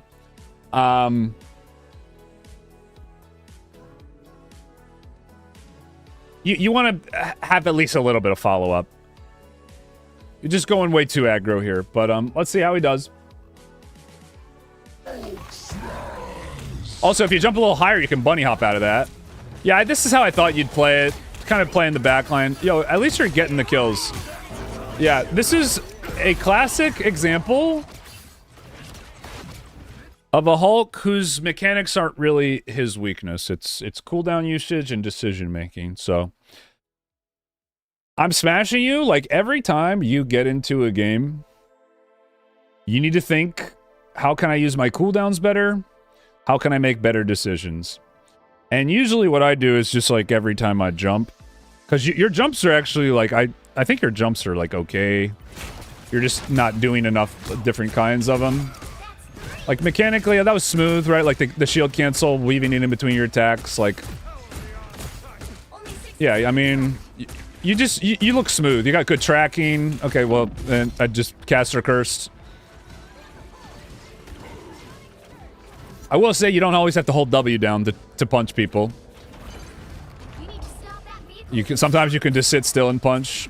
Had you done that there, maybe you wouldn't have missed that one. I love the aggression. Yeah, see, you're fun to watch. You're fun to watch. It's fun seeing different playstyles. I feel like hopefully LaPump, you're fun to watch too, but for a different reason. Playing Hulk is risky in general? Oh yeah. Oh yeah. All Hulks are fun to watch. It's making me want to play Hulk. This is all good. I like what you did there. This is nope. Decisions. That was good until here. Yeah, your ults. Yeah, dude, we got you. We got you figured out, dude. You are a total, bro. You a meathead? You got a gym bro here.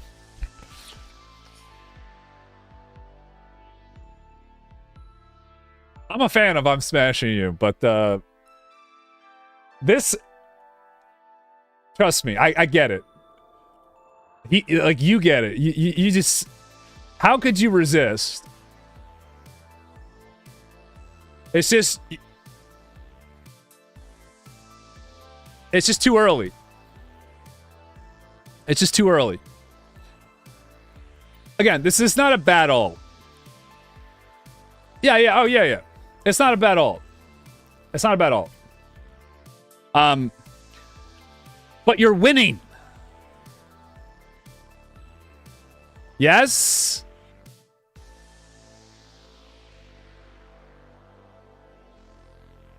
Okay, chat, remember what I said earlier? What did I say earlier for Clintar? Or sorry, Clintar, not Clintar. We're on Clintar. For Midtown. Remember what I said? You are winning the fight already. Hulk is the best hero at what?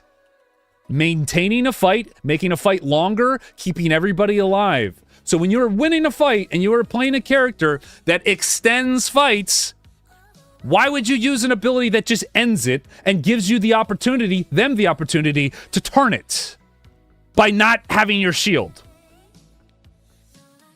Not to mention, you just give them a free, like, anti-stagger because you're just going to, like, clean-cut end the fight.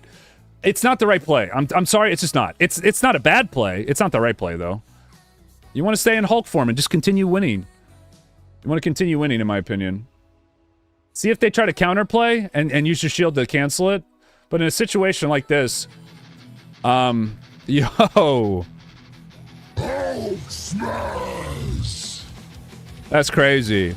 The Mega Hulk. Soul plays massive, bro. At Well, Soul Plays 5022 has joined Mega Hulk tier. all right. New rule. Every person I watch is my new favorite person that I get to watch. I'm gonna glaze everybody. Oh my god, I love watching you play. It's so good. Oh, it's so good. It's so good.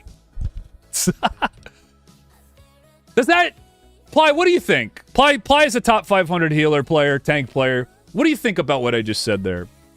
Because this, I mean, I don't go around seeking out this info. I don't watch other people coach. This is just my understanding of the game. And I consistently am able to get to can send you a Hulk VOD. Yeah, I'd be down, Ply. I'd give you a freebie, dude. You'd have to wait, but I'd give you a freebie if you wanted. Kingslayer was asking for a freebie, but I would only do it if he played Hulk. I've given everybody I've do it with a freebie, but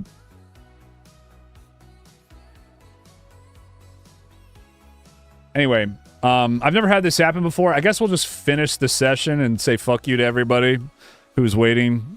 Sorry, guys. He kind of skipped the line skip. Anyway, yeah, I wanted you to extend this fight, and then again, ults. If you can force a support ult, that's fine.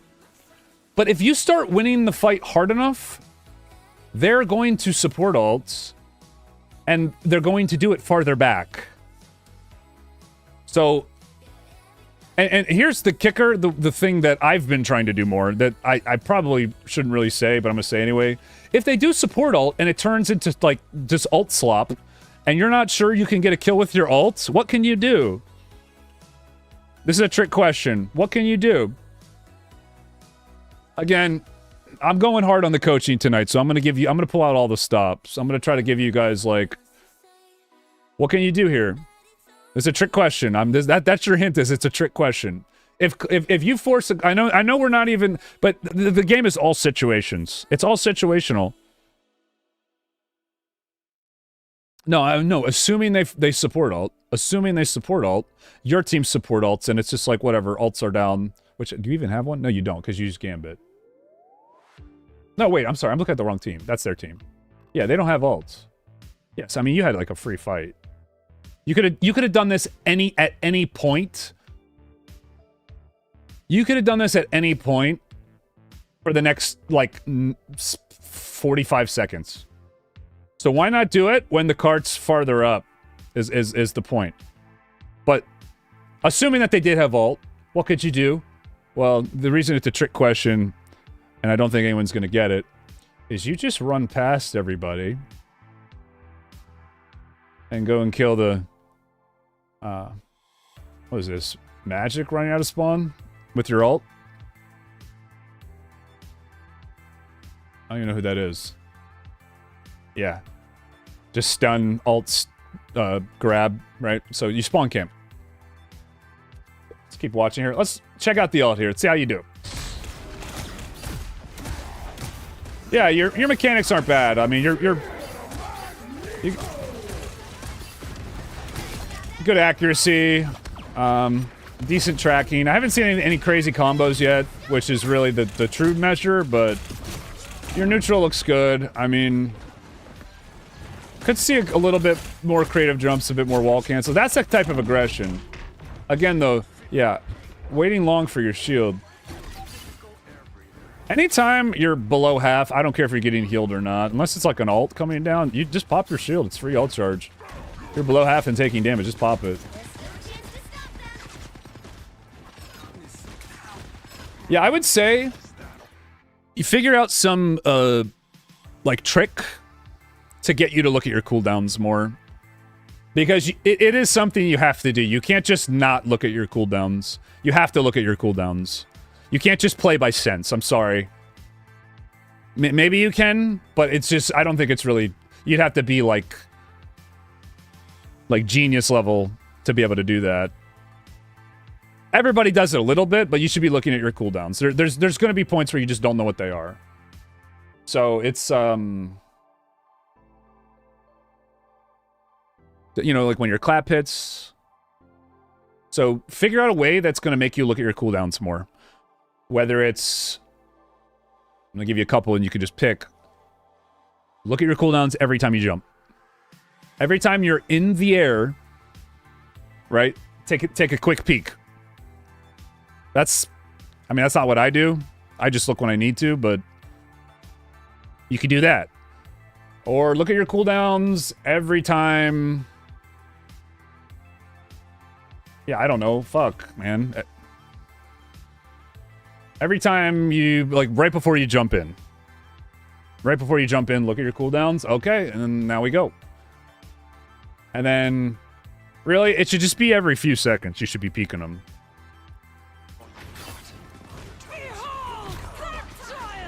Just be a quick glance, quick glance. Don't let him buy, don't let him buy. Yeah. Didn't want to let him buy there. You want to body block in that particular situation because you had your cooldowns coming up. Generally, you want to be behind tanks when you hit them. Right? Generally, you want to be behind tanks. So they can't hit you, and then you can block heals on them. But that particular situation, frontlining was what you wanted to do there.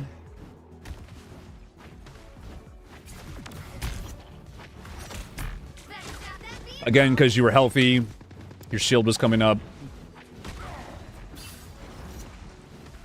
You could just take damage with your shield. Nothing's happening right now. I don't know why they're backing up. Your healers are doing really good. Had you popped your... The reason... Okay, so I'm gonna do another thing here. We're gonna get into real min-maxy type stuff, like real... This is like top 500 shit. You don't gotta worry about this, but I'm gonna say it anyway. So...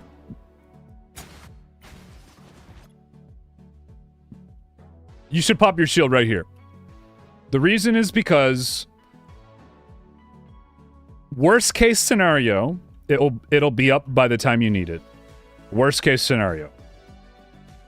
Best case scenario, you could probably get 2 shields in the neutral like this and get to your ult for free without even feeding them any ult charge. That's 1. 2 is that because you have so much space between you and where you can kite back to, basically safety, all this space you have, this is why space is good, is good players will see that you use your shield, which is a pretty major cooldown for some heroes, like Strange can ult, even though he just used it, Thor can ult. So you could block a key ability with shield. Good players will punish you for that. They'll be like, oh, this fucking idiot just used shield for his ult. I'm going to dive their backline, right? But this is such an obvious spot where they can't do that. So you shield here. You shield for free ult charge. And like I said, you could probably get 2 off in this rank. In higher rank, yeah, maybe this store is like, okay, well, the cart's coming out. I'm gonna fight them when they come out of this tunnel here. They do some side flank. He comes in and ults under this little thing and fucking wipes your team. Right, boom. Now they can hold you here. So it's important. It matters. But you could be at your ult. Again, you're missing out on potentially like 2 shields here that you just kind of run at them and feed them ult charge. So this is not good. This is really not good. This is what'll get your heart stuck. Do you guys understand that's why Hulk's win rate's so high? Everybody has their theories on why Hulk's win rate is high. I have the only correct one. And in short, it is his shield. It's... I mean, LePump said it earlier. LePump said it earlier. The way Hulk gets ult charge is in a way that there's no trading. Hulk can get ult charge while not giving the enemy team any. Most characters, to my knowledge, I don't think any character can really do that. I'm sure there is one that I'm just not thinking of, but... Yeah, you don't get ult charge when you hit Hulk's shield, right? So every time you go for a trade with just your shield, and this is sometimes something I think about on defense. I was telling LePlump, I rarely think about denying enemy team ult charge. Another time I do it, because you made me think of another one, is on overtimes. Because you don't want you want to cycle through your shields and get them to pop to get to your ult before they get to their ults, and not necessarily always going in and punching, because their healers will heal up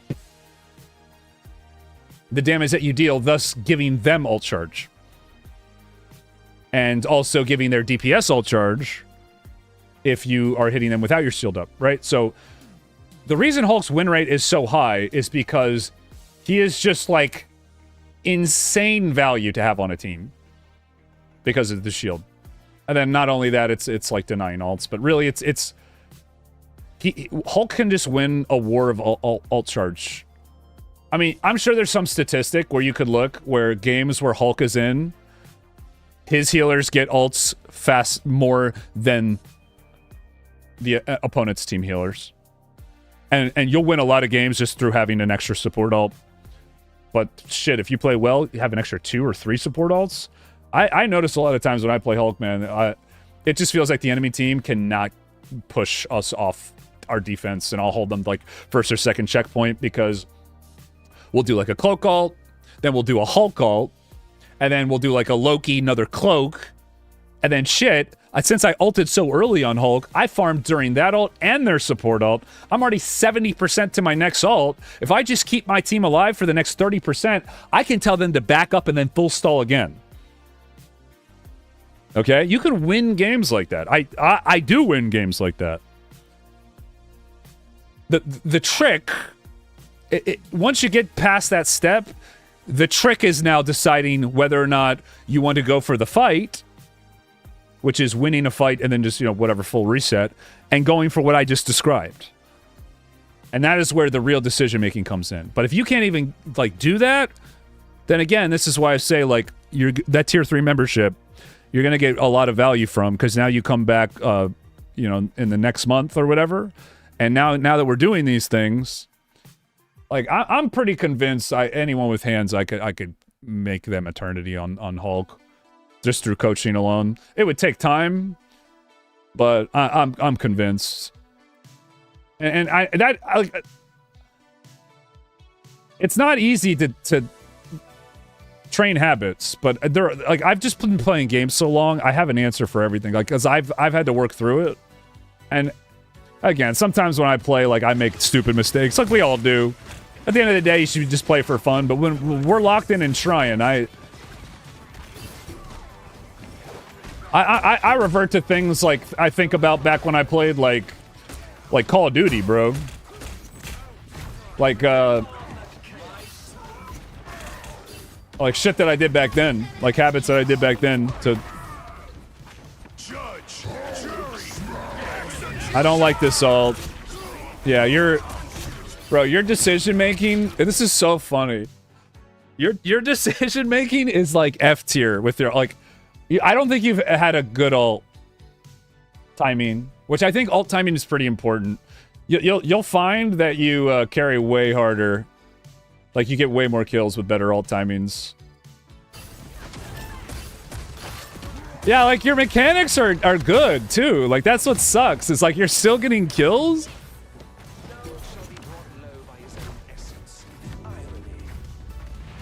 Luckily, your team's just better. I mean, I guess technically that's not a terrible time to ult. If I'm really being... if it works, if something works, I'll never say it's bad. I'm just saying that's not what I would have done. That's not what I would have done. You basically took a very low probability play and made it work. So 90% of the time I'm right, 10% of the time you're right, but you're 10% won. Congratulations. Congratulations. Alright, well, this is a full game, so we better hurry the fuck up. Alright, we're just gonna... I'm not gonna pause it anymore. I'm not gonna pause it anymore. I'm just gonna say what you can do as you can go. We're gonna do rapid fire. We're gonna do rapid fire here. We got a lot of people to get to.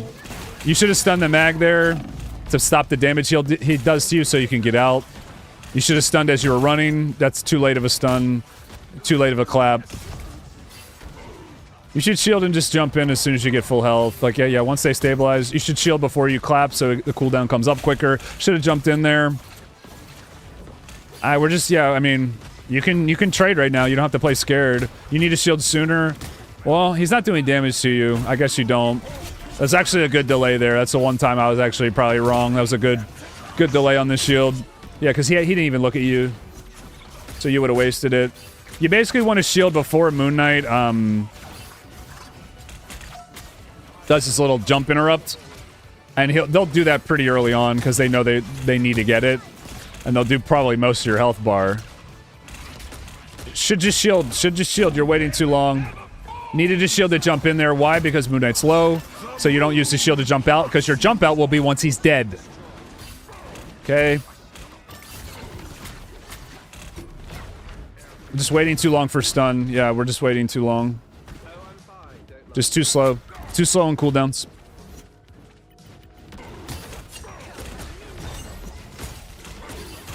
Alright. We go for touch. Is your team porting? If not, this is a waste. Yeah, you're nasty, bro. Yeah, I mean, total waste of an ult, so... Yet again, just, yeah, if your team's not porting, there's no point in ulting there, obviously. You did force rocket ult, though, so I guess technically worth, but I would have saved it. I would have saved it. Because Rocket, just because your ult forced his ult, doesn't mean Rocket made a good play. Rocket didn't need ult there. Had your Strange been porting, yeah, he would have. So yeah, just got our jump canceled. A rare mechanical mistake. Not a big deal. I would think it would help you to do a bit more vertical jumps just for your engages. Like jump up on the ledges, just check height.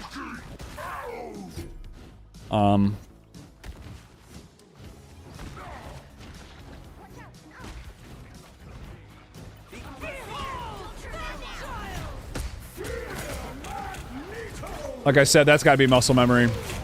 Just guess. Just like fucking go for it. If you're gonna spend the time just looking around anyway, you might as well just go for it. You know what I mean? Like, just throw the jump out.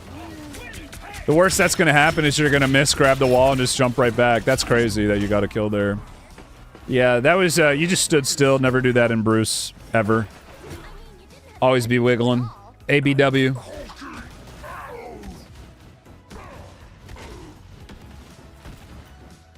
This game's going into overtime. We're gonna speed this up. But I will say for those people trying to waiting on their in the line, yeah, more vertical jumps. I don't know why we're not doing these. You can always check the VoD. You can always check the VoD. It'll be there for you for your specific game.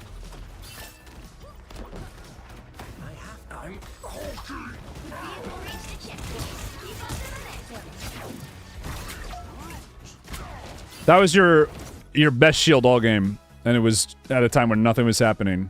Because it's the only time I've really seen you do that. Can you believe that? That was your best shield all game. That's not good. Yeah, there you go. Better. Shields are getting better. It's like you're listening. Again, I think we could have... Okay, we used our stun. Never mind, we're good.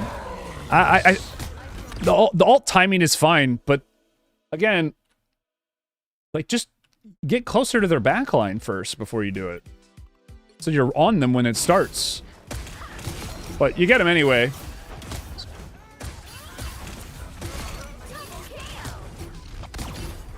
Yeah, I mean, that was easily your best ult. Bro is a selfish Hulk. I mean, that's how you're supposed to play him. You're gonna get flamed by your team if you're not a selfish Hulk. Like most teammates don't realize that Hulks with lower stats are generally the ones doing more for them. In some ways, if the Hulk's playing like smart, right? Like stalling carts, popping shields at key moments where DPS can go for like good trades.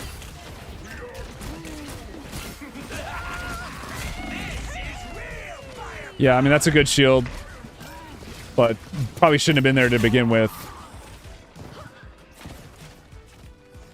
I mean, like that far back. Probably want to be more to the side of the fight. But overall, it's... You're probably going to lose that anyway.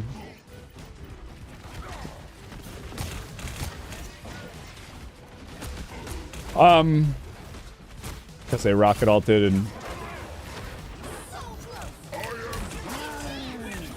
That's a great Gambit ult. Yeah, I like that you're going for Squirrel Girl here.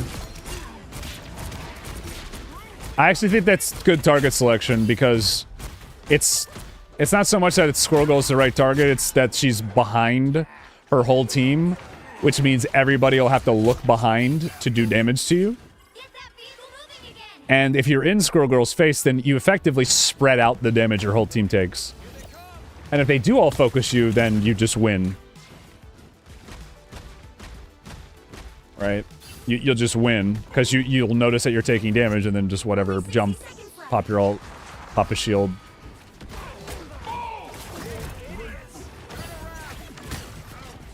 I would, yeah, I think you got the right idea here. I would have shielded before that, but overall, I think the ult timing, your ult timings have gotten better. I like that you at least, like, tried to peel there for the Gambit ult. I think that's good. Yeah, bro, you just got to get your decision-making down and your neutral cooldown usage down. Because you are making good decisions occasionally.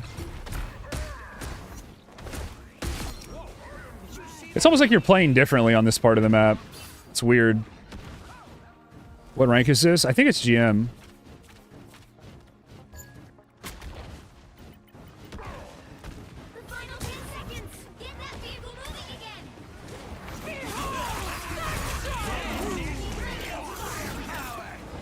Let's see what happened there. You'll have to keep fighting until we have a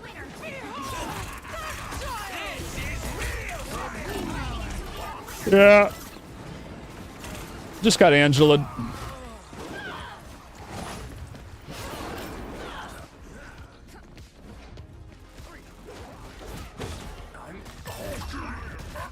Yeah, so, I mean, obviously the mistake there was you knew they didn't have port.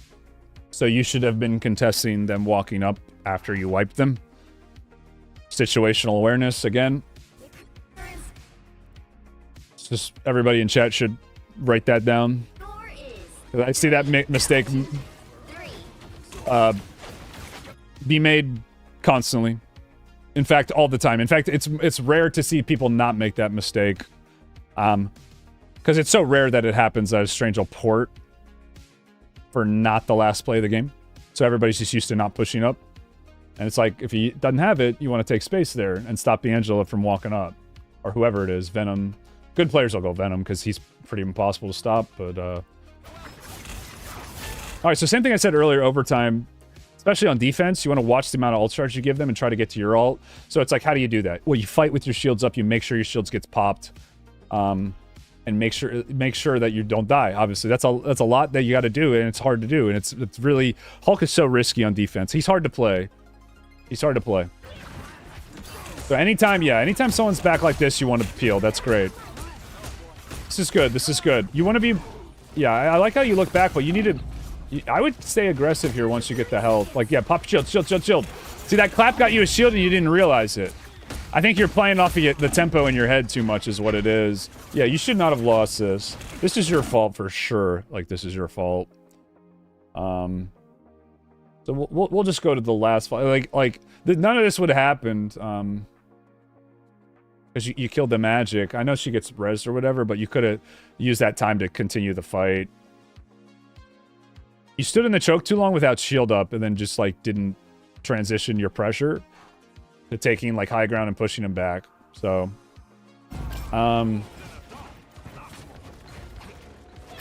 that's really all I need to say for this one. Because they'll never be able to run over you like that in the 4v5 if you're just playing smarter with your shield. So I'm just going to go to the next fight. Looks like you guys got it cleaned up.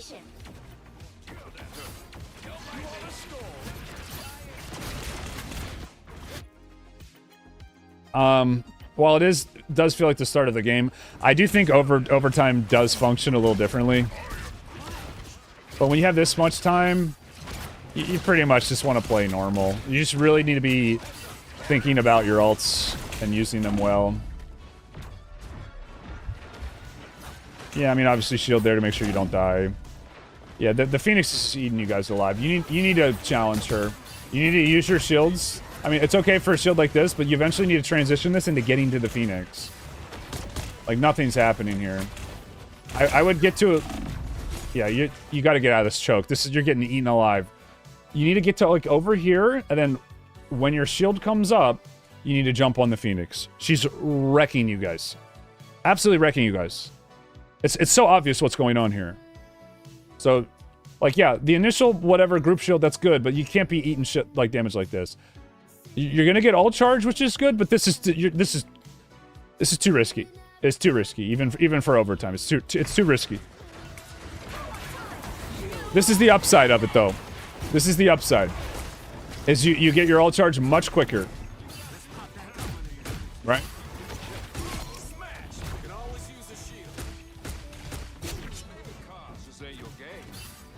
I'm actually curious to see if you guys win this.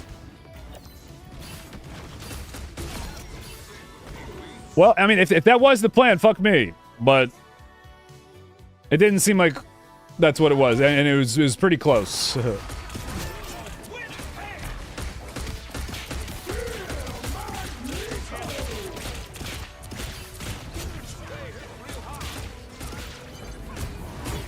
Nice. Crazy game.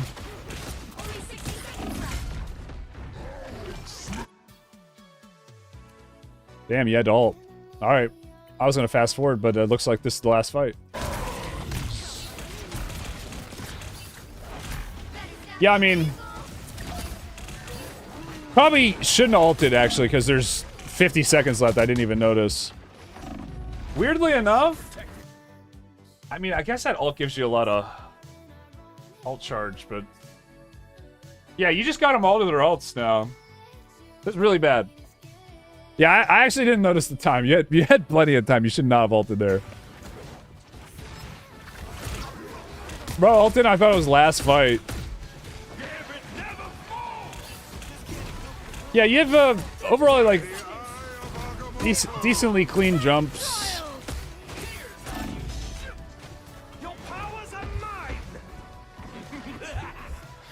Good confidence.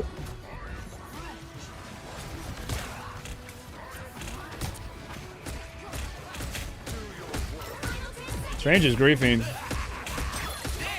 I'd stay on the Strange. I would have stayed on him until his health went up.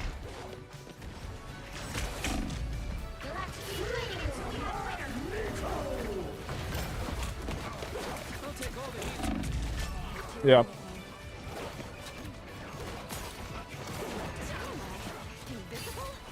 Well. Your cloak gets it. No way. It's kind of an insane game. I would have waited for that shield. I would have waited. Used it when someone got low. Dude, you're kind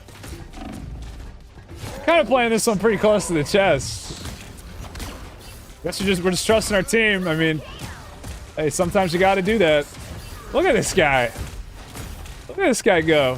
There it is. Okay, I was wondering. We're gonna do the one tap air stun. That's a hard one to do, but it's one good Hulk stew. You can kind of redirect people into your jump too if you hit him with the clap and kind of turn your body a little bit. Bro got the carry all in the end.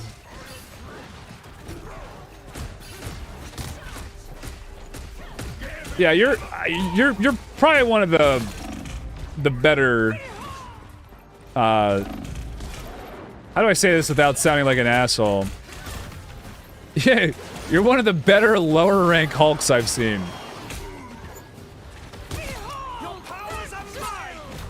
But your decision making is dog water. At least for your cooldown usage for some reason. And your ults. Yeah, I would say, like, without trying to, like, teach you how to macro in every situation, just try to get more before you ult. I'm not saying, like, you only ult whenever you're below, like, because I think a couple of your ults were good. But, for instance, when you ulted, I love how aggressive you are, but there's a couple times where you could get way more out of the objective. And ults almost kind of like delay your ult. But overall, like, you really picked it up. You kind of carried that. You just gotta stop having dumb ultimates and stop holding onto your shield. That's really it. I mean, that's it. Like, you mechanically, I think you could probably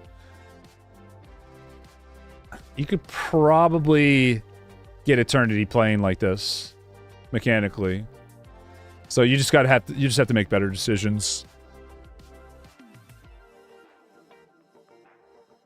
So there you go, boom coached. And, sorry that took so long, guys. Sorry that took so long. Bite Tacos. He's still here, Bite? Oh, wait, I got his name copied twice. I might have fucked up.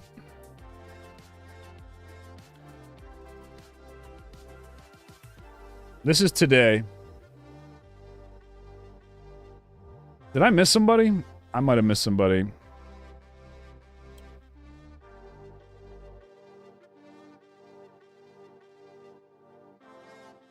I feel like I missed someone. It was Jack, wasn't it? Oh. Yeah, I got it. Jack in a box. His thing never copied.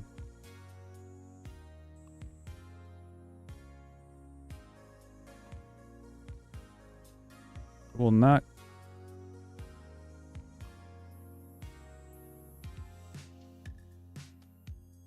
There we go. Sorry about that. All right, Bite waited. Nice. Okay. This has been a trend. My match is so close to win, but I can't carry. Got it.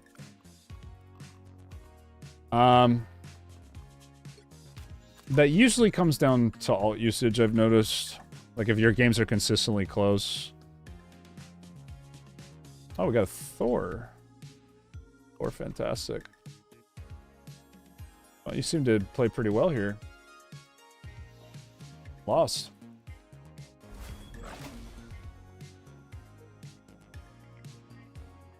Let's take a look. All you need to do is capture the mission area. Got it? What part did you want me to watch? I had Eternity this season, thank God. That was my ult. Thank you, Coach. I would use it in my games. Oh. You smurfed on your VoD review and didn't tell me.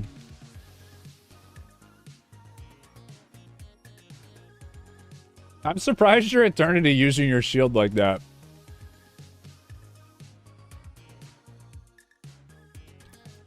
I'm genuinely surprised. So do you just play for full, like, extended trades? And just try to bait people into hitting your shield when you're really low? Is that how you play, like, all the time? 'Cause I'm genuinely surprised. No offense. I'm not trying to be an asshole. Because your decision-making in the second half was really good. Like, I didn't really... Apart from, like, one bad ult. Yeah, I mean, I thought most of your ults in the second half were pretty much fine. I think you could have... You don't do that on your main? Really? A couple of them were good. Like, the one third-point defense was good.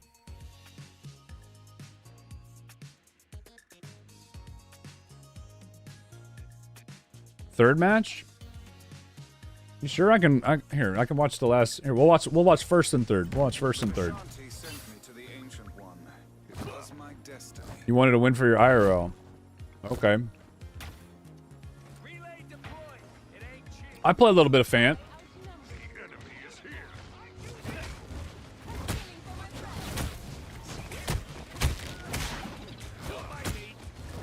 Okay, we're sitting on our cooldowns for way too long. We gotta be cycling through our cooldowns much quicker. Yeah, I mean, we didn't even use our bouncy bounce. You probably should have had it on your teammate there, the Thor. Also, what the hell is the new team up with this guy? I actually don't even know. I never see it. Oh, okay, nice. That was a nice flick.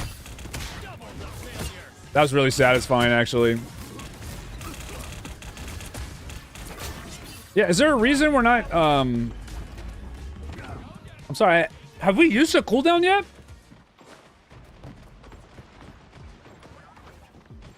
Yeah, you can, Mujins. It's just not going to be as good. I mean, I play Fant, though, so it's... I'll just give, like, more macro-oriented. I like this positioning. This is good. Yeah, you got the drag down. You gotta, yeah. You always want to use your immunity before your ult. Not just because it's quicker. Not just because your ult can get canceled like it did. Who can give me one more reason why you want to do it, chat? Why do you want to use your refrigerator before your ultimate? There's one more reason that I think a lot of people may not be even like trying to think of. You get locked in and forget. Yeah, it's crazy how many people don't use their cooldowns. I've noticed, like, when they're up. I mean, it's something that everybody does. Like, no one's perfect with cooldowns. Like, and you shouldn't always be using your cooldowns. Depends what character you play. Like, you should use them when you need it, and you should use them when you know you won't need it. Right? That's the one I think people mess up. Use your cooldowns when you need it, and use them when you won't need it. Because then the cooldown will come back up. And then if you have like a charge type cooldown, use one and always keep that extra charge to save somebody. But you should be...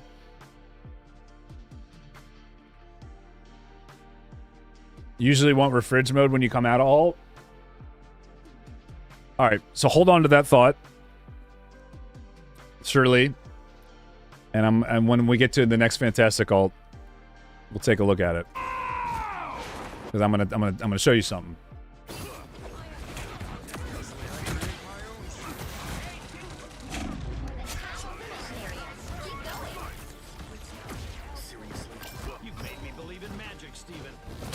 I think Mr. Fantastic's pretty simple, though.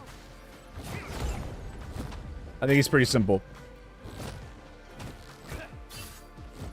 I think you want to frontline. You want to dive when you can.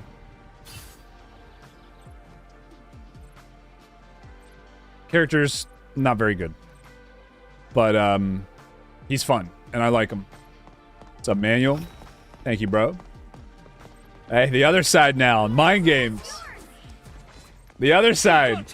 Yeah, they all went that side, too. I love it. I love it. Yeah, use that for displacement. Use it for damage.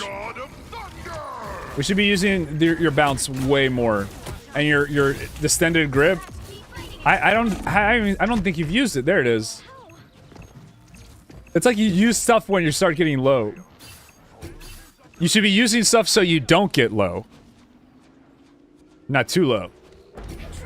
Because if you win the fight before you get low on health, then you don't have to use your cooldowns defensively. You can use them. Say with me, chat. Aggressively. You can use your cooldowns aggressively. Aggression, always better. Until you're at a rank where you know the players are better than you, you should always be using your cooldowns aggressively. Which technically should always be using your cooldowns aggressively. Because why do ranked? Why even play ranked if you don't think you're going to climb? Even if you're rank 1. Rank 1 might be the exception, right? Alright, here we go. So surely have an ult coming in. Okay. Look at the cooldown, guys. Look at the cooldown of Refrigerator that we used before the ult. Look. Look at the cooldown of Refrigerator. 5, 4. Oh, shield's gone. Oh no. Oh no, my shield's gone. The ult's over. I'm dead. Wait, it's already back up. So you essentially get a free Refrigerator if you use your ult shield to let the cooldown come back up, thus allowing you to stay in the fight. Max damage. Fantastic. Yes. See how that works? This is why Phoenix ult's so broken. Okay, so remember that. Blow your load, then ult. Same with Hulk, same with anybody. When you have a character altering ult where you're in like a new form or you're in like a stance where you can't use any of your abilities, use your abilities before you do it then, so they'll be back up before you're out. So you keep the pressure going. It's momentum, uptime, damage. That's how you get the most damage. It's max aggression, dude. Push your character to your limits. Try to get as like if you get 30 bounces, back shots in a game, and they're fantastic, only gets 25, guess which team wins more times than not. So you gotta be thinking that way. We're not using our cooldowns enough. But mechanically, you seem alright. Like, your accuracy, your punches, like, yeah, no issues there. I mean... Chat, can someone tell me why Xbox players and PlayStation players... I feel like they don't use their cooldowns as much as PC. I don't know what it is. Is it because they play on a TV and it's like too far to look in the corner of their TV? They gotta look all the way down. Is that it? Did I get it? That might be it. All you need to do is capture the mission area. Got it?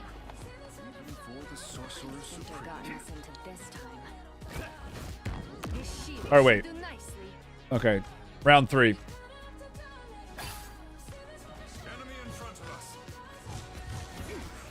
Just heads up, we're doing about 15, 20 minutes for line skips this time around. A little longer. Finding that one pretty close to the refrigerated chest there, my friend. Yeah, we can be a little more aggressive here. Stand in front of your healers, they'll get you. You have cooldowns again, though, but we're not using. Like, we had Bouncy. There he is. Yeah, I mean, if you spread them out more, you can still use them when you need to. And get to punch form. You should have hit that Iron Fist. You had him. Actually, I don't think anyone hit you. I would try to kill the Iron Fist. Yeah, he has no parry. Just kill him. You punch him, bounce, punch, he pretty much dies. You gotta remember, Bite, I know your little back shot doesn't do a lot of damage, but when somebody is displaced who can jump around constantly like Iron Fist, he's going to take more damage if you have a good one. So you should be trying to aim it a little bit. I think that's maybe why you're not using it, is you don't see the value in it. Because I only see you using it for defensive. It's good to use aggressively. Use it on people you're trying to kill. It's annoying as shit getting bounced around by this hero. Did a flick behind you there. Steal that kill. I'm surprised you got that close to the ledge. If that Thor was good, he could have knocked you off. A little risky there.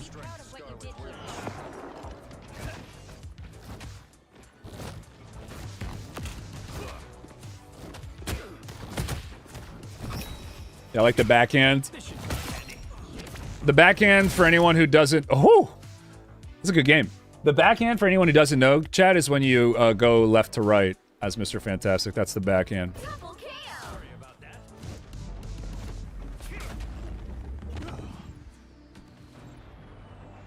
That's the backhand.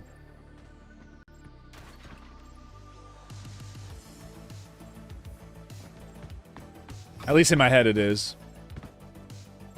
I want, yeah. This is good. This is good. Going for the bouncy house. This is what you want to do here. This is picking where you want to fight. This is good. Take notes, chat. That was bad, though. Good wolf interrupts you there. You knew he was there. You should have bounced him away, then bounced in, then got it. Which is a lot to do and probably means that you weren't ready. That's your best bounce yet. There you go. That's how... That's... Was that so hard? Where was that all game? Perfect.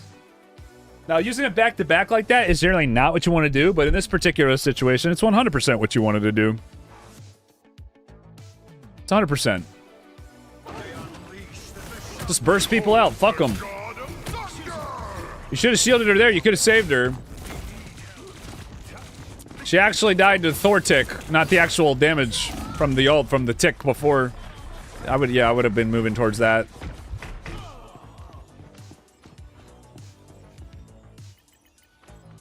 Not bad though, I mean. I'm more resilient than you. Your team's capture progress is past the halfway point. I miss this character, I really do. Mr. Fantastic is my favorite DPS, but like people have been asking for a DPS to whatever challenge. And I probably like if I had my choice, I would just play Fant, but I think most people don't want, like, most people consider this more of a tank. So I feel like it's kind of cheating. You know what I mean? Like, most people aren't going to be like, oh, Coach got the DPS, got DPS to Eternity or whatever Celestial on fucking Mr. Fantastic. So I'm kind of doing it for the, just to say I can. But I think I would probably enjoy myself the most playing Fant. Just because it'd be easy. Because I'm nasty on this hero. I'm nasty with Fant.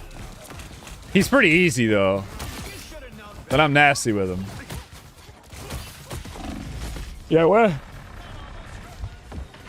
You need to be waiting?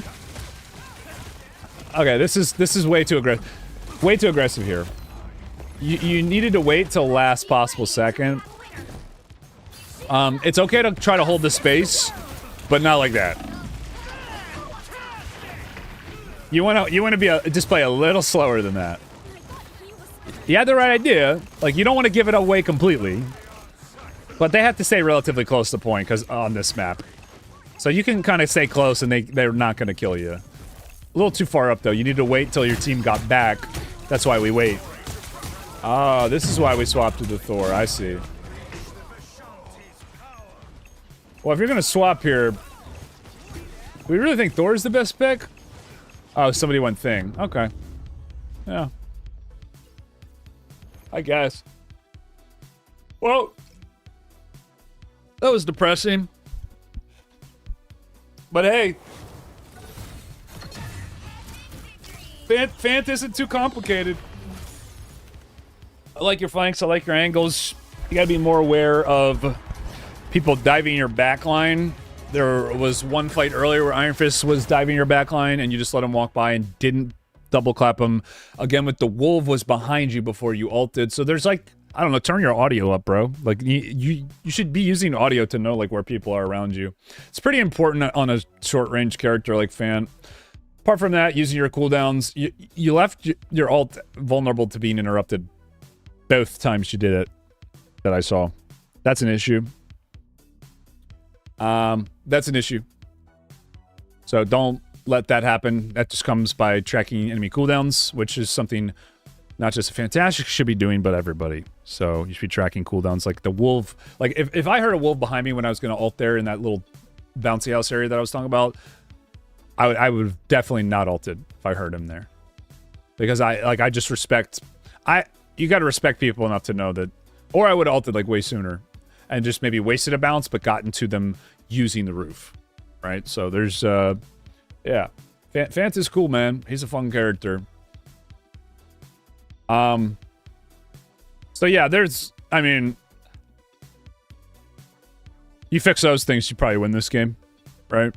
So, I mean, by the way, you can dive their backline too, like more than you're doing, but you're not really using your cooldowns enough to be able to do that. Like you can dive before you get your fatty form. Just letting you know. Like I didn't tell you to do that because you were winning anyway, but just know that there's a, like you're playing Super Saiyan or whatever, you had a good game. There's like double and triple Super Saiyan level Fantastic that I can give you tips on once we get there. But you got to use your cooldowns. And this is going to be the common theme with a lot of people, chat. And it's why I'll say if you're someone on the fence, like Eternity, top 500, who won't see value, maybe doesn't see value in my coaching because like whatever you're higher ranked than me, just know that a lot of the coaching I give is more basic because it kind of has to be. And I try to drop like more advanced tips in, but it's more basic because it kind of has to be. And again, it's why I recommend coming back like 2 times. Like 1 coaching session will help you know what you're doing wrong, but 2 it'll turn you into a better, like actual better player. Because then we can kind of look at like the micro stuff.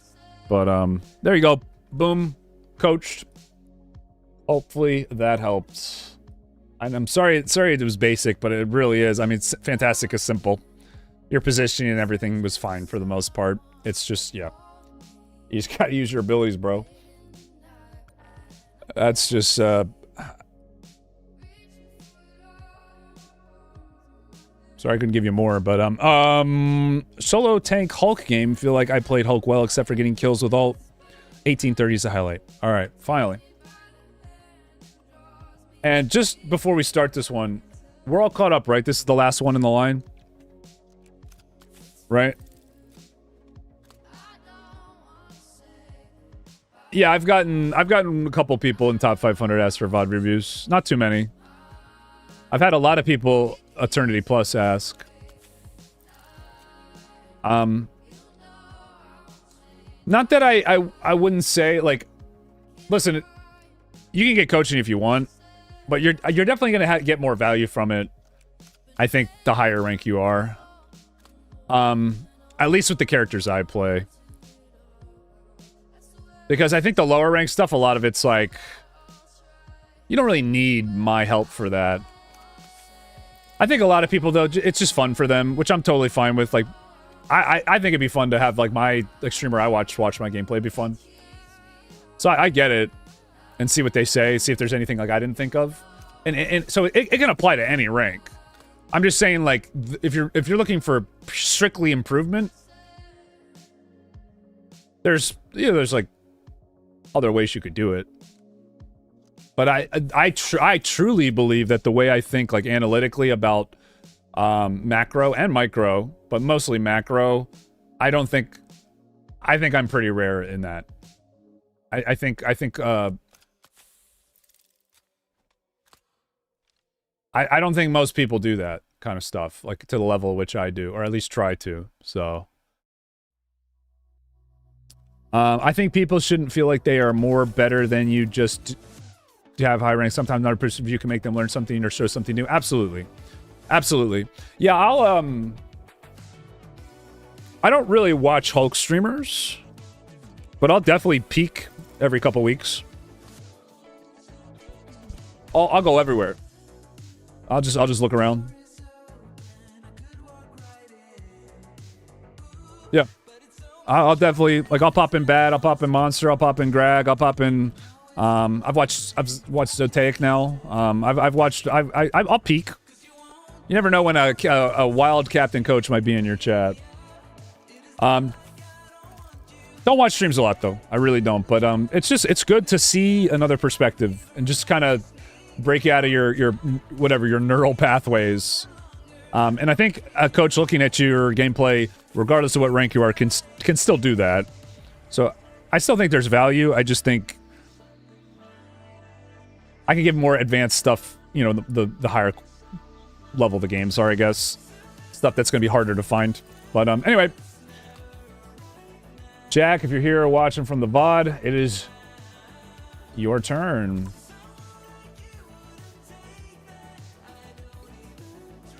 Oh, yeah, Lever. Wait, I recognize some of these names. I'm pretty sure this is a high celestial game is my guess. I might be wrong. I think this is a high celestial game. I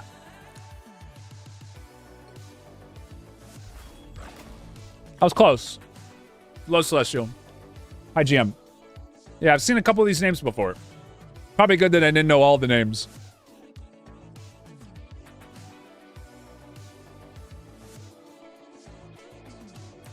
I just donate 10 for full VOD review.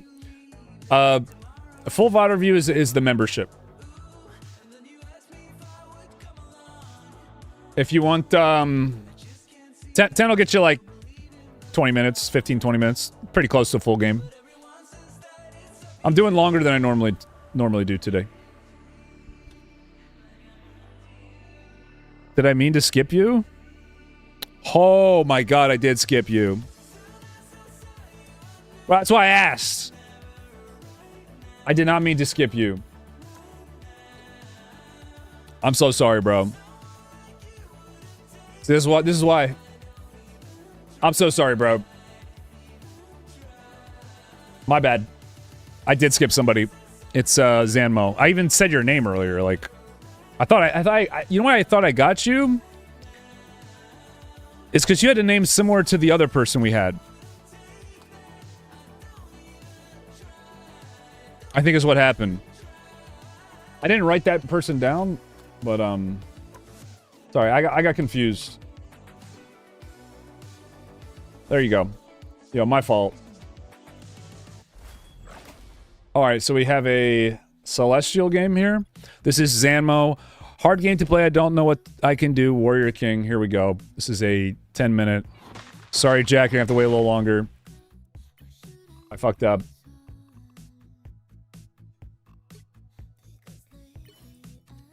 Getting dementia? I literally have it written down right here, but I had it crossed, so I thought I did it. Oh, fuck. I always swap like this. Yes, Crollo, yes. Tier 3 member.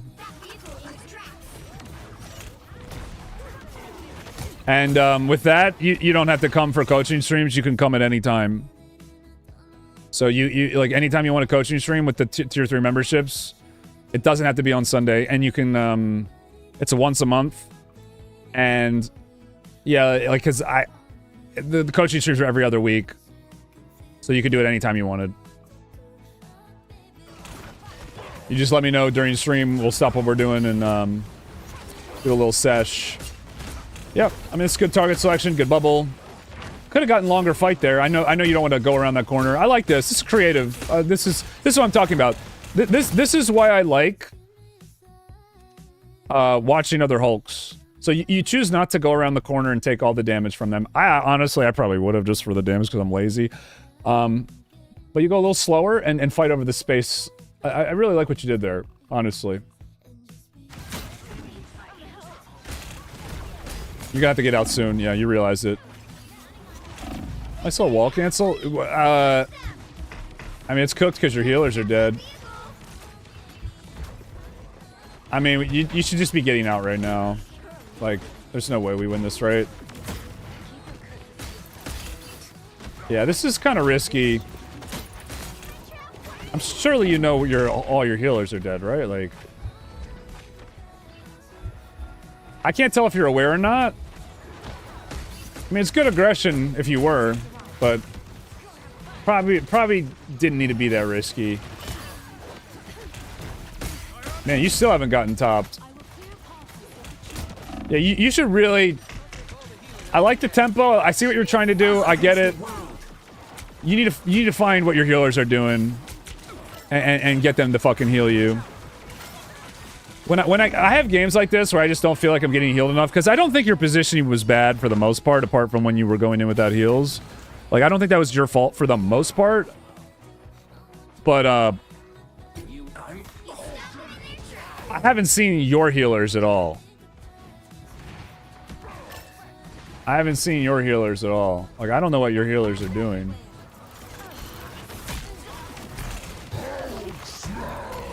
Like how you used your cooldowns before. This is good.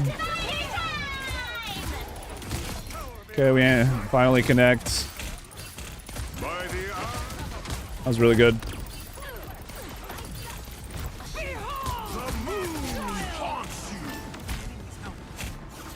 Warrior King a monster ult account? Oh, I have no idea.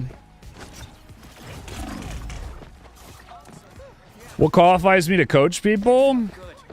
Oh, I've been coaching people for on and off for like almost 10 years. I've played a lot of team competitive sports at a high level. And I'm Eternity on 2 accounts. Also, I'm just like a naturally very analytical person. Gonna be able to find what the problem is and give you a solution. That's why.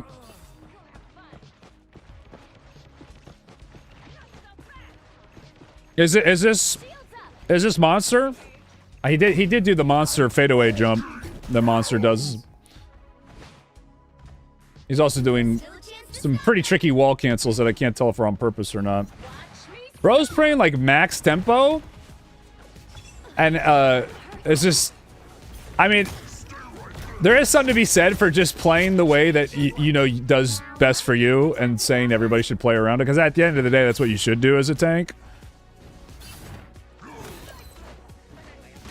And if they're not healing you, that's on them, right? Like, you know, if you know you're playing right and you know that other people can play the right way, you shouldn't really have to, like, accommodate to other playstyles too much.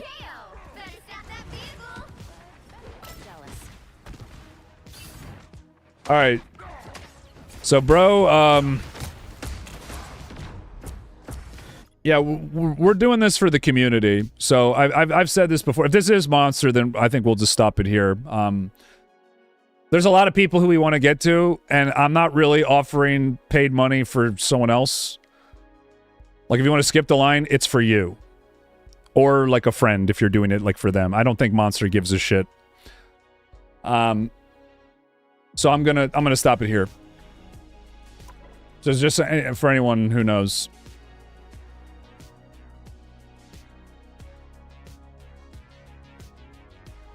Most obvious difference is communication. Well, it seemed like he wasn't communicating. He was just saying, like, play the right way. Which is like, yeah, sure. Because, I mean, he wasn't getting healed. He wasn't.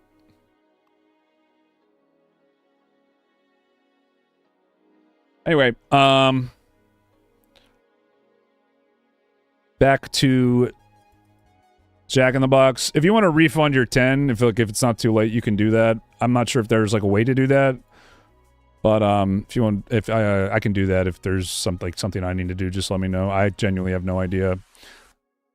If you care enough, just like search it and let me know. Anyway. All right, back to Jack in the Box, and this is the last one in the line.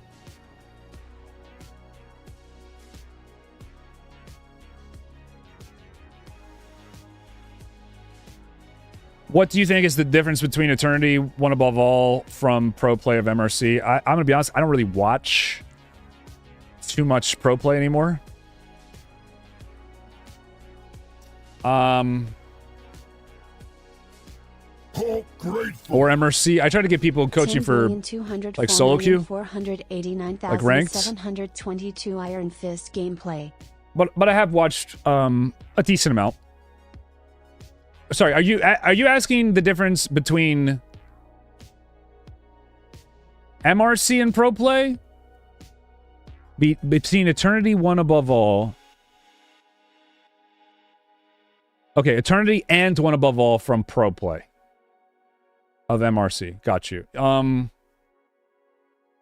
Yeah, apart from just getting good teammates and better comps generally, I mean, yeah, communication. They are way better. They probably coordinate, focus fire. You probably get punished more for mispositioning. I would say is probably a massive thing because the focus fire is going to be way better. So, like, when you think about it from that point of view, it doesn't necessarily mean dive is worse because the dive characters in this game are way better. In fact, I almost think dive like becomes better in like a coordinated ranked environment. So I think the meta is actually maybe not as poke sloppy as people realize. That being said, I don't really know for sure. I haven't watched it lately, but I'd be very surprised if there wasn't at least 1 or 2 teams running dive for pro play. And Crollo, I got you here.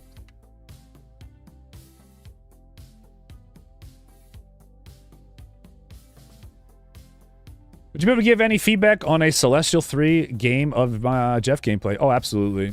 Yeah, I'm pretty confident that I know how to better ult better than most Jeffs, and I don't even play the character. I'm fairly confident in that. I used to play with the rank 1 Jeff, and he's a great player, but his ults were terrible about half the time. And he's a good player, right? So I'm sure I'll be able to help you out. Coach, you still play Rogue? I saw you playing her for a hot minute. Yeah, I do occasionally. I play her just to stay fresh on her. I like Rogue. Maybe I'll do a little Rogue game tonight just for fun. Just randomly. But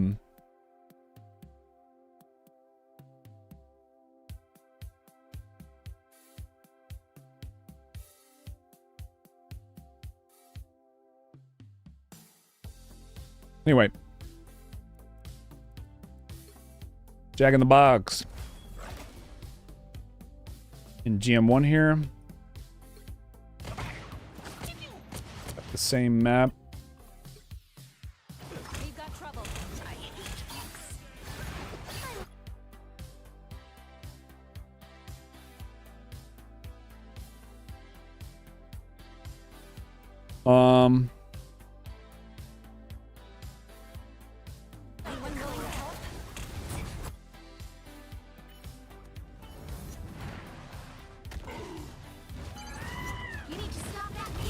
Yeah, I've never seen that show, Grizzly.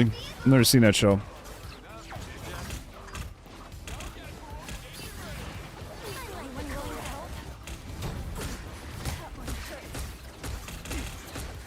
Good try on that.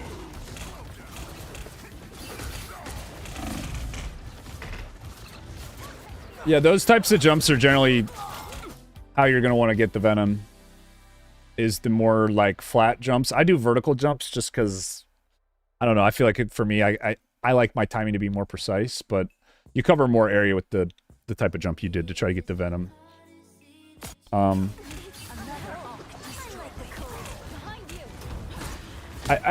don't hate that shield there, even though you missed the Luna. Yeah, we stayed way too long in there.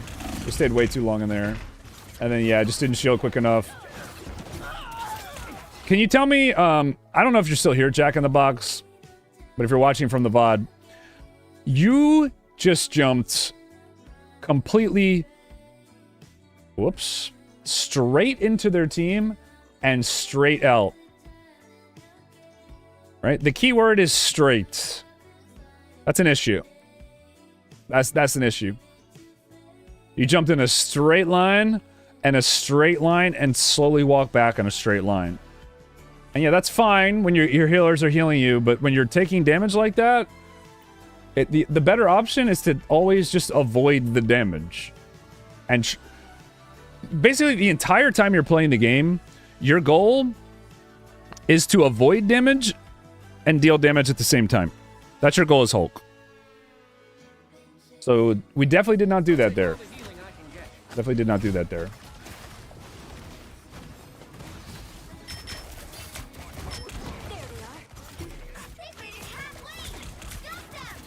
Yep, doing the little corner peek strategy. that you should be doing on Bruce.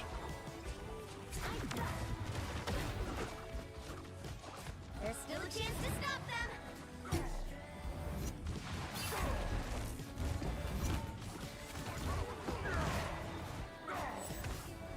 They hit a checkpoint. Now might be a good time to stop them.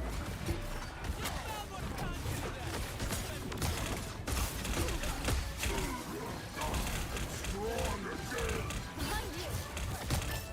Anyone willing to help?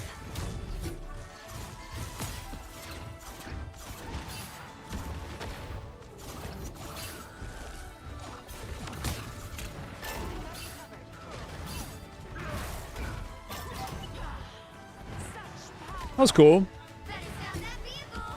I think you were looking for the air stun, so I'm not gonna say. I personally would have dropped there, but this is way too aggressive. But if you jump out right away, it's okay. If you jump out right away, it's okay. Like if you want to just do whatever, a shield break alt charge thing, that's fine. But that, yeah, that what you did there is, yeah. You're just way too exposed. So that second jump, that needs to be out. Pretty much any play you do on Hulk can kind of work. It's just about knowing how long to stay in it. That's pretty much all he is. Yeah, there's a lot of cheaters. It's pretty bad. So when you're going in for a clear 1v3, like running past, I know you knew you were up because you killed the Thor, but you're still going kind of slow. So it's like, just play a little slower. A little slower. But I think you're fine here.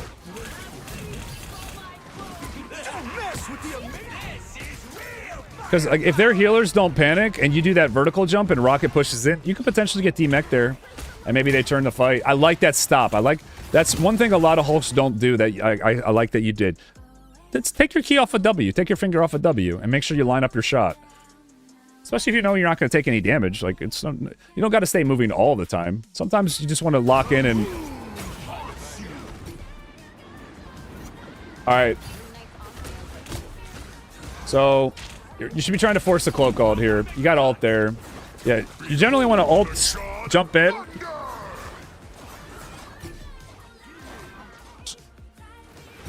But, you were already getting pushed on, right?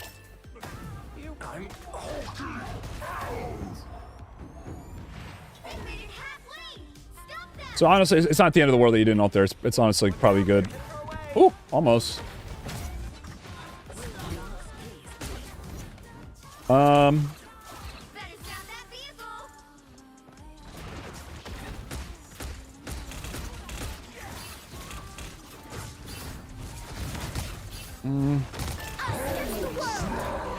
Okay, we got the cloak ult. Let's see if we can connect on something. Yeah, get in there. You only have a couple seconds left. There you go. Hey, you played it right. Very well played. Yeah, I mean, that's... I like the patience there. 107,395,100,415 Jeff gameplay. It's odd, so I hope $20 is enough and used. Mossy but play on us servers, so reacting to some ults looks a little awkward. All right. Thank you for that. Appreciate that, Skylar. Okay, line's back up to, I guess, 2. Yeah, I'm getting hungry, guys. Eating these walnuts. Yeah, I mean, sometimes the best ults are ones where you just play it kind of slow.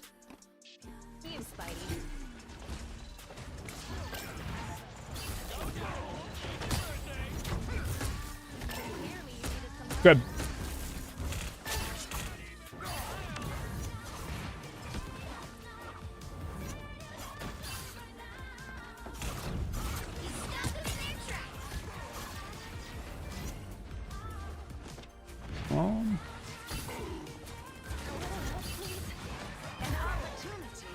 Just know, whenever you see this, when you see a rocket up here,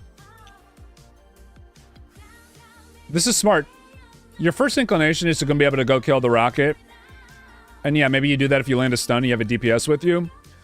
But what you should be thinking is not, oh, rocket here, I can kill him. You should be, ooh, rocket here.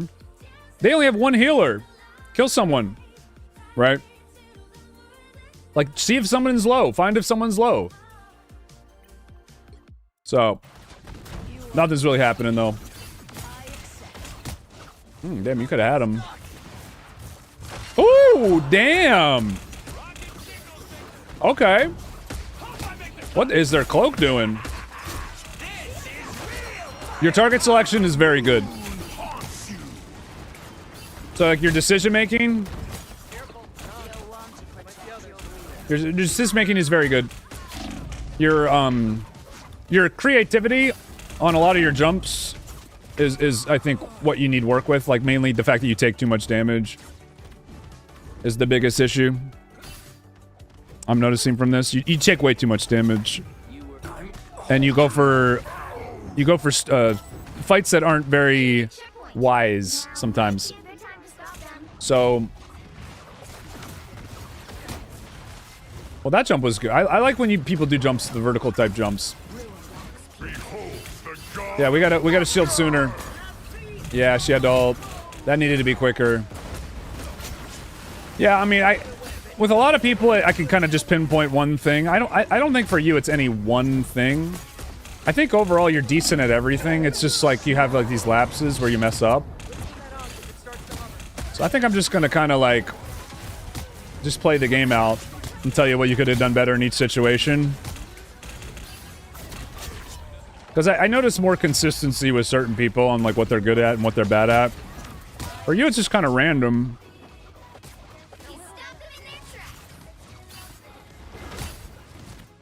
Because sometimes you'll use your cooldowns a little late and make a nice play, and then other times you'll use your cooldowns at the right time and then like just take too much damage, and then you'll like go for the right target, but we're just like a little slow. Wow, this is really aggressive. I kind of like it, though. You should be... Yeah, I was going to say, like, look for a shield opportunity, because right now everyone's trying to kill through those ults. If I were you... a lot of mistakes Hulks make during Cloak and Dagger ult. I mean, if you can have full uptime on someone, that's generally good.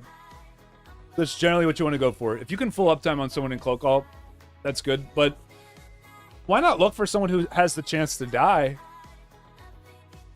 So what are those people? Either people that can follow up with your damage, so like anyone who your teammates are hitting, or people who can give you damage amps. So your Cloak was in there. Oh, and by the way, you can save Cloak from getting... just off the top of my head, people they have on their team. Spider-Man pulled out. Like, I'm not looking at my screen. Cloak and Dagger damage amp and bursted out. I actually forget what else they had. They had a Thor. Thor pushed out, right? Put my glasses back on. How'd I do? Thor, Spider-Man, Cloak. Yeah, I got 3 of them. So if I can remember that off the top of my head, not even looking at what their team was, you should definitely be thinking about that while you're in a game. So that's probably what I would have been. I think you were trying to go for a a stun on the Moon Knight out of the ult. Which is like, if the Moon Knight's dumb, he's just not going to jump. Or smart, he's just not going to jump, I mean. Yeah, those were good Spider-Man stuns for sure. Nice. Want to see more of that. Blocking with your shield, the heals. This is unnecessarily aggressive. You didn't need to do this. Yeah, I mean, like, didn't need to do this. This is unnecessarily aggressive. You just killed the Thor. Why are we running to their backline like that?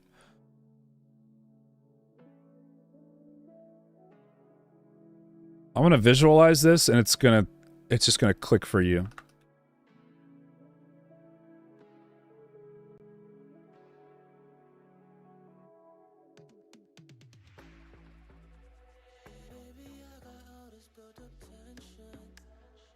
This is your team fighting their team. 6v6, right? Which one's gonna win? They're both pretty good. Who knows? It's gonna be close. Okay, you just gotta pick on the Thor. There's your team again. You gotta pick on the Thor. And now they're only this.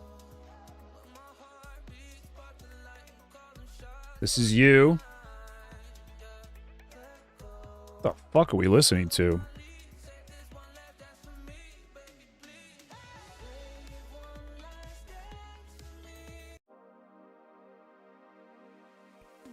Okay, now which one wins? Well, I'd say about 80% of the time, maybe 90. This one's got the check mark. Okay? So why, when this is the game state right here, you have a 6v5. Which means, you know, if you can win, that means you can stop the cart, right? Why are we turning this 6 into a 5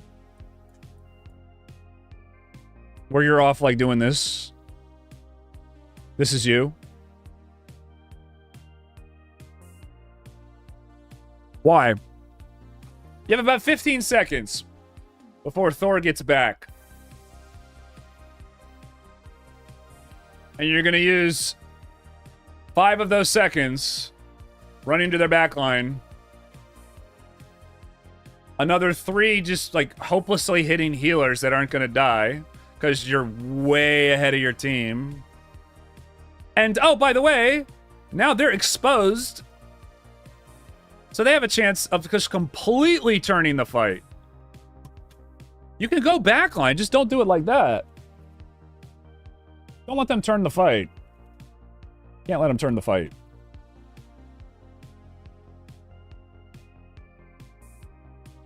Because, I mean, look, like, where's Thor? Is he already back yet? He's still dead? Did he get rocket rezzed? Well, but either way, Thor's already back, so. So yeah, I mean, we're doing some things really well, and then we're doing some things not really well. Very inconsistent.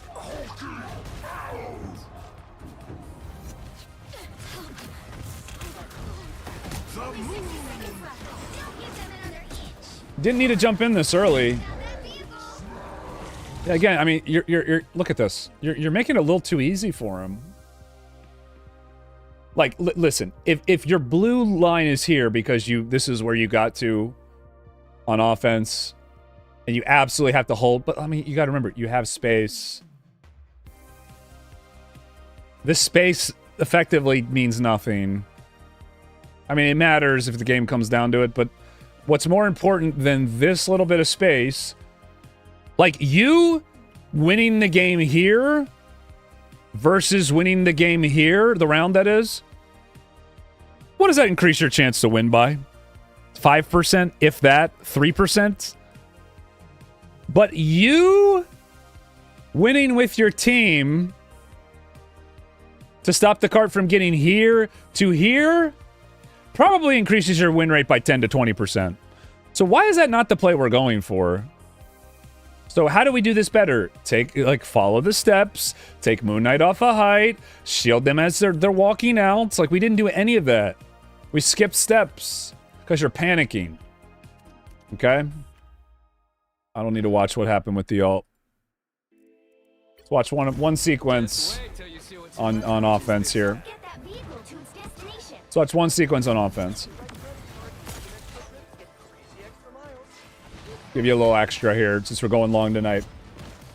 But yeah, we're definitely...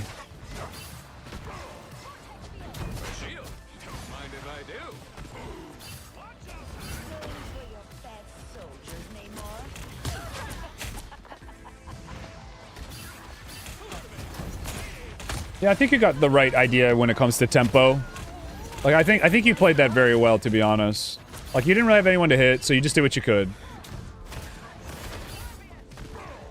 You seem like a knowledgeable Hulk that just kind of, like, has fuck-up moments.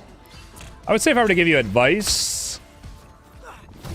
I don't know, just be locked in when you play, dude. Like, I know that's shitty advice, but sometimes that really is what it is for some people. Like, you seem to be able to do mostly everything. You have a pretty good game sense when you are doing the right stuff. You just go for these, like, overly aggressive plays when your team's not there. This is just, like, randomly. Like, almost like you're playing for fun too much. You look like a person who doesn't have an alt account. Like, this is just way too aggressive. Like, you're just way too aggressive. No, these trades are never gonna work. You need to work harder to get to that point. To where you can actually dive their backline and have it mean something. This is good. This is good target selection. I don't like the ult, though.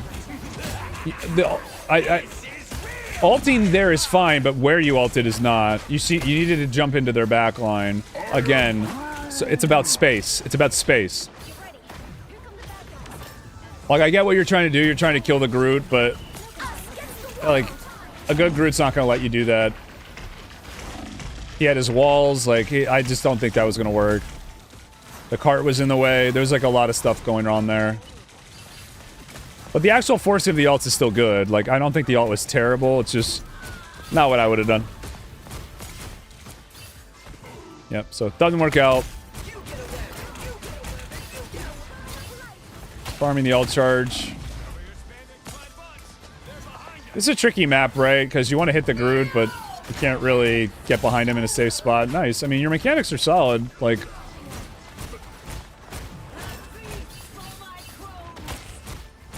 I would say the biggest tip I could give you, Jack, and I'm gonna end it on this. Every time you dive their backline, just do a quick, quick glance. Just like, whoop! Just half a second and peek where your team is. Because I think your game sense overall is fine, apart from these just really questionable dives.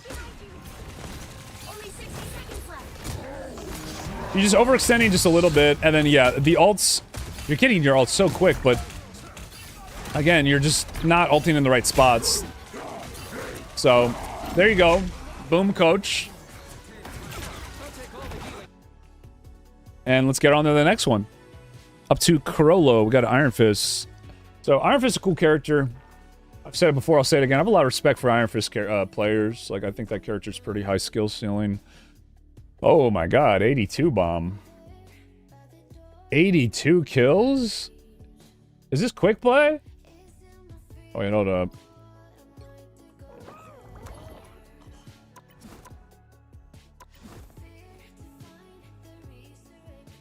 But yeah, really nice. Really, yeah. No, definitely. The Spider-Man stunts were nice. No, I mean, that Hulk seemed like a good player. Just makes bad decisions. Like, solid player. Alright.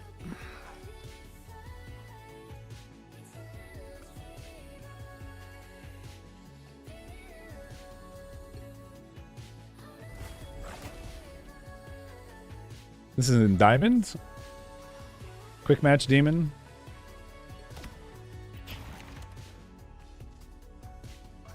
The battle starts in 5, 4, 3, 2, 1.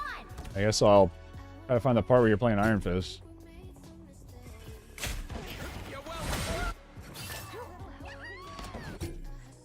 It looks like you swapped here.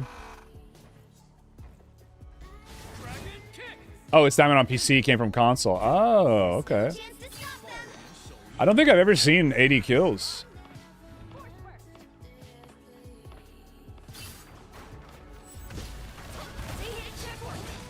Don't think I need to say anything about that. I think you could have stalled that. You probably would have died, but I think it's worth it to try there for sure. So, bit of a misplay. But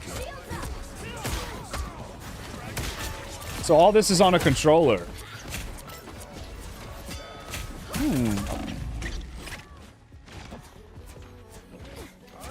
Aren't you supposed to save the parry for her root? It's pretty telegraphed, right? Did she use it when she jumped? Is that why you did it?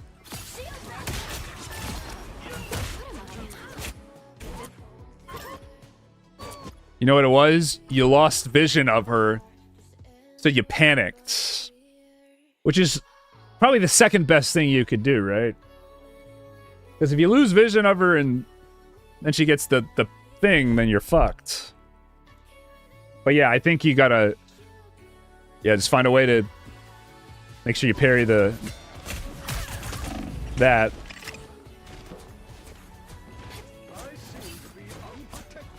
I mean, that's the whole matchup, isn't it? Dodging or parrying the thing. Do that, you win. If not, you lose. So that should be the number one thing. Judge, jury, executioner!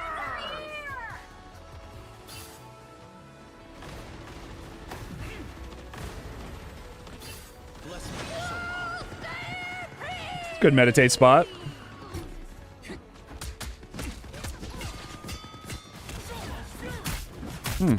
I like those. Very decisive. I would ult here though. Like I would just fucking go. Like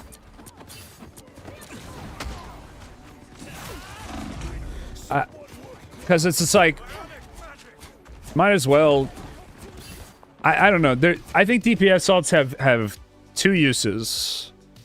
To guaranteed win a fight when you know supports don't have ults.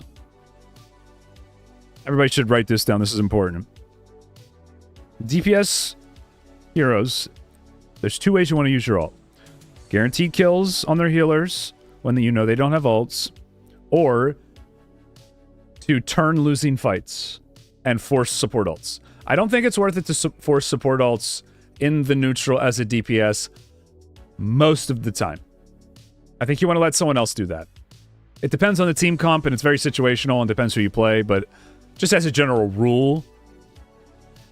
But in fights where you know it's probably GG's and the cart's going to move a ton anyway, but you can maybe turn it, ulting on their healers and forcing a support ult is for sure worth it. Because you're probably going to die anyway. And if you don't force the ult, then what happens is Iron Fist, guys. What happens? You stall the carts. So it's just a value play at the end of the day. And if you're really good, it's a carry play. And if you're really, really good, like it's server admin. Iron Fist is very, very hard to play. And you're going to be faced with situations like this where you think maybe you could go for it and maybe get away with it. And you're just like, it's a character that his playstyle will change the better you get at him. I think Iron Fist is low-key, like, top 5 hardest heroes to play in the game. A lot of people are going to disagree with me, but it's just game sense knobs turned all the way up. Like, I think like Iron Fist is probably one of the most game sensitive, and it's very risk. You got to know, like, so if you're not good enough to go for a play like this, then you probably don't want to go for it. But I don't think what you did was right either way.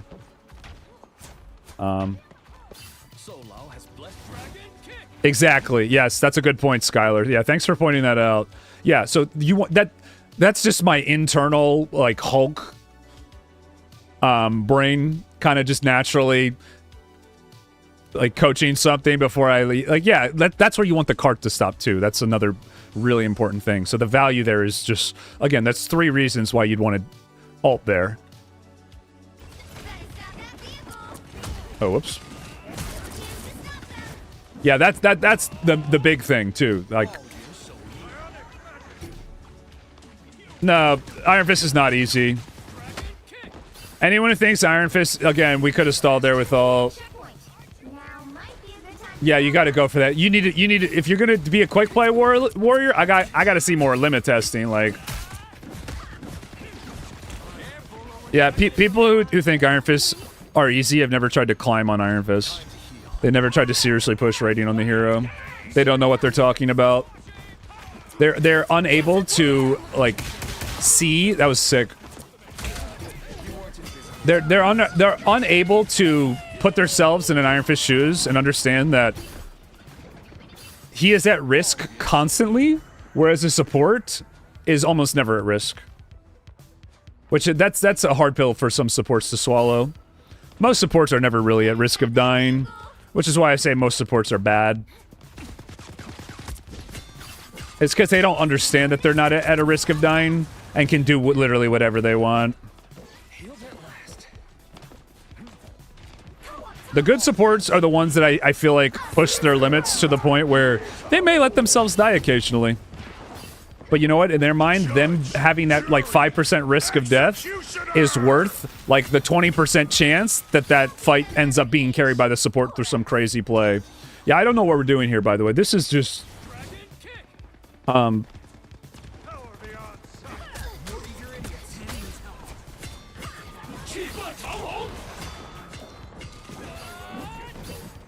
Stay on! What are we... What are we doing?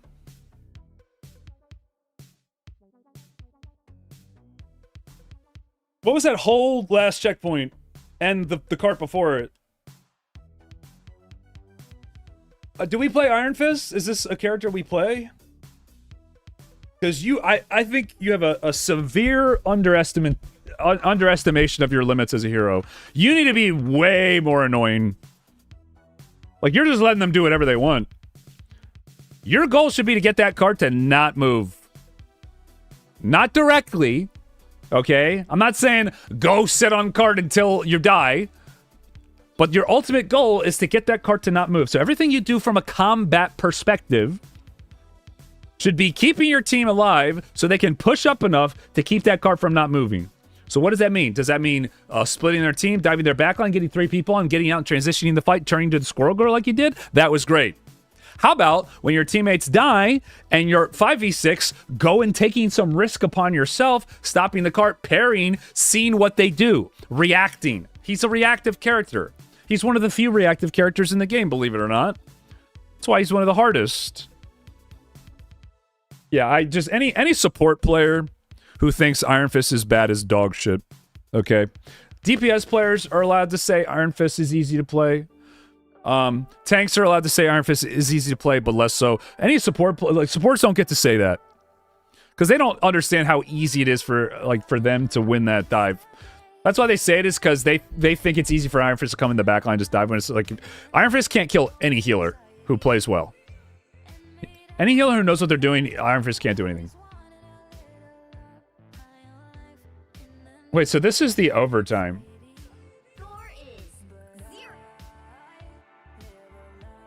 How can he be coaching Iron Fist if he never plays him? Am I wrong?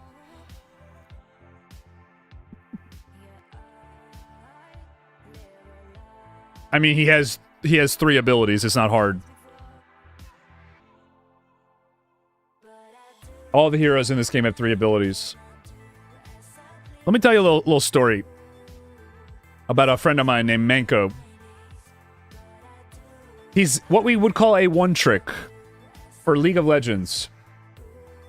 Probably the best Teemo play in the world. Probably is. I can safely say that. If not, he's top 5. Like, he's done something no other Teemo has even been able to remotely get close to doing. He's pretty much the best Teemo in the world. But he doesn't play any other heroes. Okay? He doesn't play any other heroes. Just Teemo. Just Teemo, that's it. But I was doing a quick play with him for League of Legends. Having some fun with the boys. And he plays a character known as Lee Sin. A character that I've never seen him play before. Probably most people, including his stream, probably haven't seen him play before. It's a character that he probably hasn't played a lot. Lee Sin also is a very hard character to play, one of the higher skill ceiling heroes in League of Legends. Lee Sin is I mean, he's been out for a while, so most people know how to play him now, but he is a character who through historically has gone from like being periodically nerfed just because people keep getting better at him, and he's just so tournament viable. He's an awesome character. If you don't know what Lee Sin is, just go watch a Lee Sin montage. He's hype. He's hype as hell. He's such a cool character. But I'm like, yeah, there's no way Manko can play Lee Sin. There's no way Manko can play Lee Sin. Bro, I watched this Lee Sin. I mean, short from being as good as the pros, probably one of the best Lee Sins I've ever seen. And he's just playing for fun. And this is, again, he didn't play a lot of Lee Sin, he told me. Like, he's just goofing off. It's like, okay, how is this possible? How can someone have this quick of an affinity for a character despite never really playing him or really practicing him, but can perform high-level moves and understand what a good Lee Sin looks like and what a good Lee Sin needs to do? Well, yeah, Part of it is that he's a good player, but a big reason why he's qualified to play that hero is because he's been playing against the best Lee Sins in the world for 7 years. Okay? So he knows what it looks like. Alright? That's why I'm qualified to coach people on other heroes that I don't play.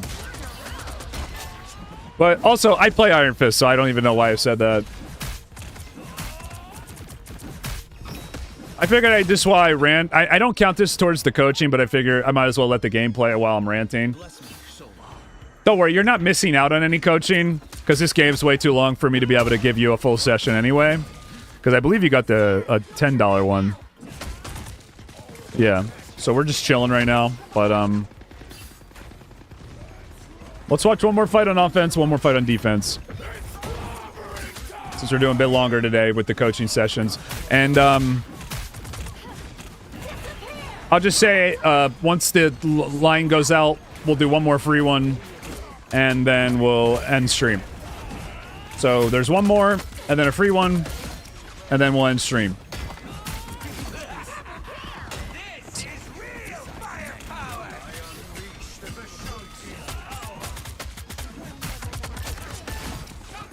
I mean, yeah, you're just kind of just running at him.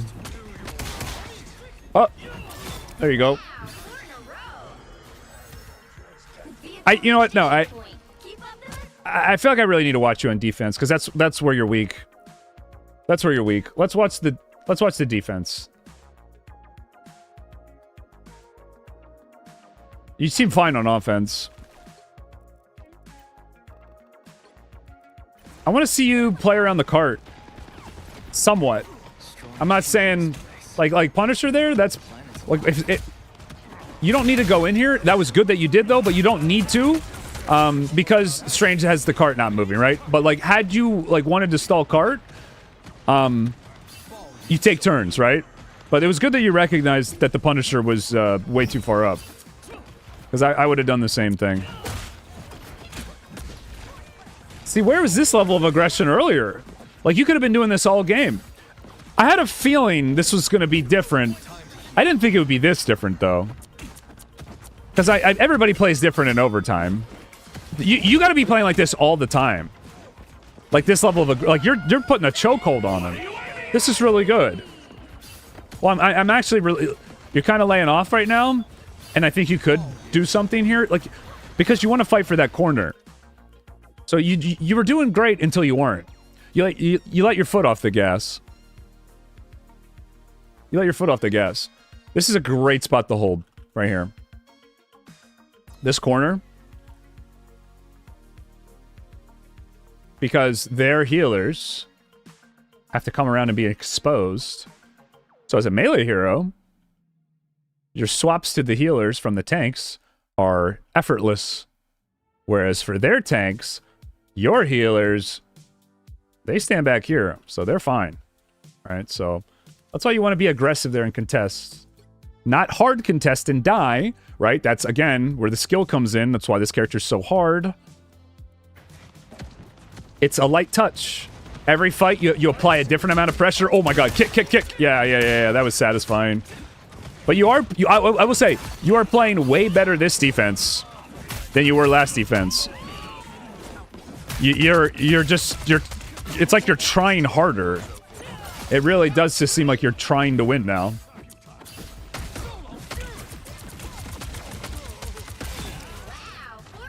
You end stream when we tell you to end stream? I got a question for you. I don't normally do this with coaching sessions. But I got a question for you, Megumi. Because this might help you solve your problem. If I can get an answer on this. You don't have to tell me, though. Would you say you have motivation issues in real life? Like lack of effort on things, lack of trying, lack of caring about things that don't interest you? Would you say that applies to you at all, or no? And again, you don't have to answer this. If I'm breaching the instructor-student code, by all means, just say, hey, can we just move on? I'll be like, no problem. Let me know. Because I feel like for a full half round, we just like weren't even playing the game. I'm just trying to figure out why. Is why I'm asking. So are you like locked in when we're playing? Because like right now you seem locked in. Maybe you do, you don't realize it, but like right now you're locked in. You're playing really well. There was like a slight area where you let him breathe a little bit, but I love the interpolation of armchair psychology to Marvel Rivals gameplay. Yeah, I mean it's interesting, right? I do think it does help to think about your thoughts. I don't think you want to do it too much though. But I do think it's a valuable trait to have, and if you want someone to do that for you, by all means. I think some people lack the ability to do that, Moss Hands, so that's why I do it. But I totally understand. I'm not a qualified whatever you want to say, like a psychologist. I totally am well aware of that. But at the end of the day, we're all gamers, and we're not going to go to like an esports psychologist. Teams have those, by the way, so there is value in it.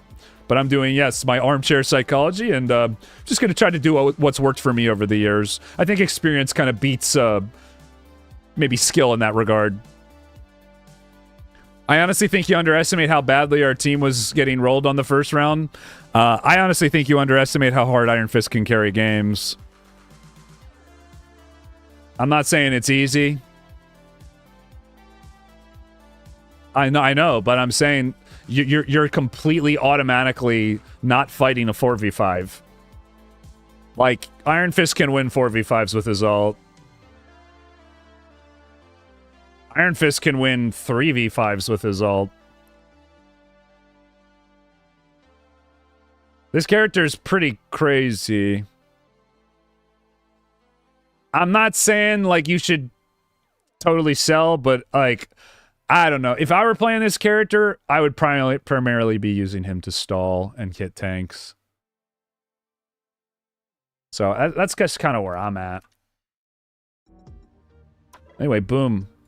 Coached. But yeah, I'm not trying to like psychoanalyze you, and even if I'm right, I wouldn't put too much stock into it. But you seem like a good player. Like when I saw you guys cooking on offense there when I was yapping, like you seemed like a good player. Like when you're. But there were some fights that you could have taken. I think probably would have made the game not as close. So, you know, I would just try to be more aggressive on defense. I mean, he doesn't get back super fast compared to some heroes, but it's not like the worst either. So, like kill trades, stuff like that. I generally think it goes with what you're doing. Like you backline, then you swap the front line. That's like the Iron Fist loop.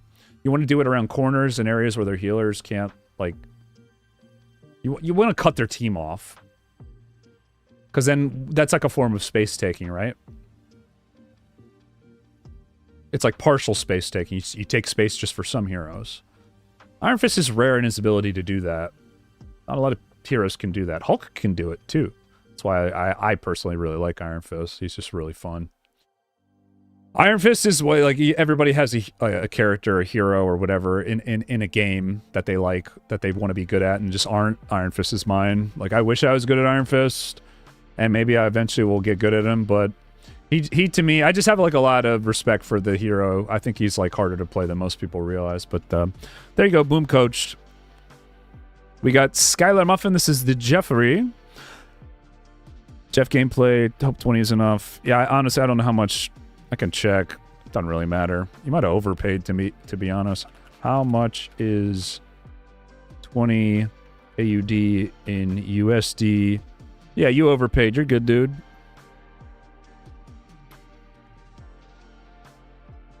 So we got a Jeff game, guys. And he said he's Australian, so the alt's going to be a little odd. And then, yeah, after this, we'll do one more. After this, we'll do one more. Pretty late. And the patch notes should be coming out soon. I think Tuesday, actually.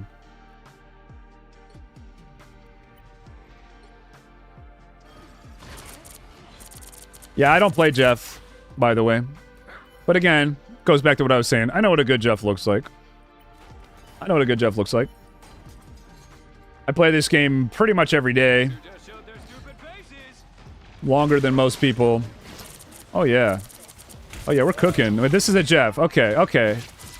Yeah. All right, we got a good Jeff. This is going to be fun. Why, we're flanking, though. Why are we doing this? How many healers do we have? Sorry, let me just make sure. yeah, that'd probably be why your team died. But mechanically, I'm liking what I'm seeing already. We're cooking right now. We're definitely cooking. Wait, what rank is this? Hold up.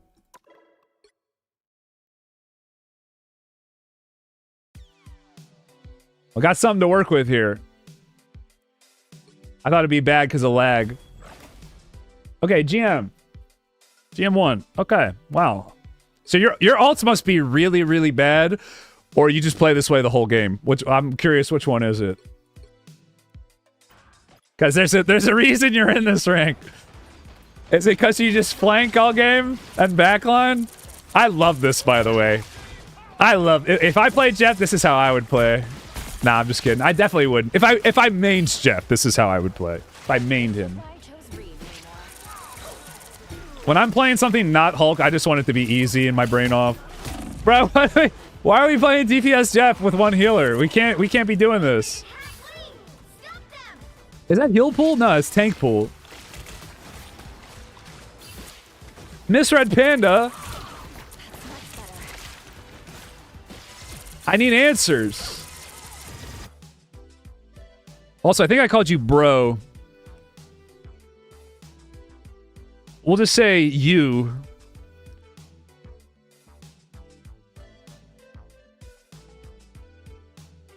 Why are we backlining like this? Our team needs help.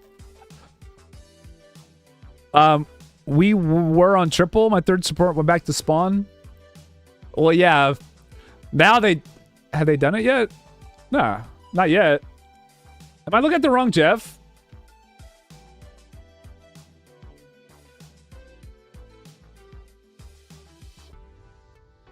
Look up.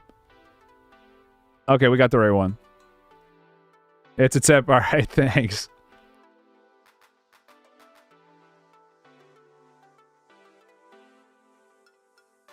I want to diagnose what mental health issue I have by watching my VOD. Yeah, no, I see that. Yeah. Shout out for not being like everybody else, at least. Yeah, sorry. There's a delay, so it's kind of hard sometimes.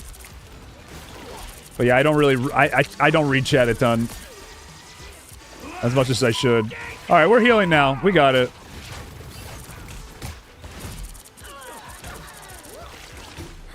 Yep. Your team's not really helping you. I don't think there's much you could have done there. The only thing you could have done there was get your ult charge quicker in the first couple fights, so you could have your ult to carry that. That's about it. So that's only thing you really needed to change there. Look at your Spider-Man first fight. All right, it's your money.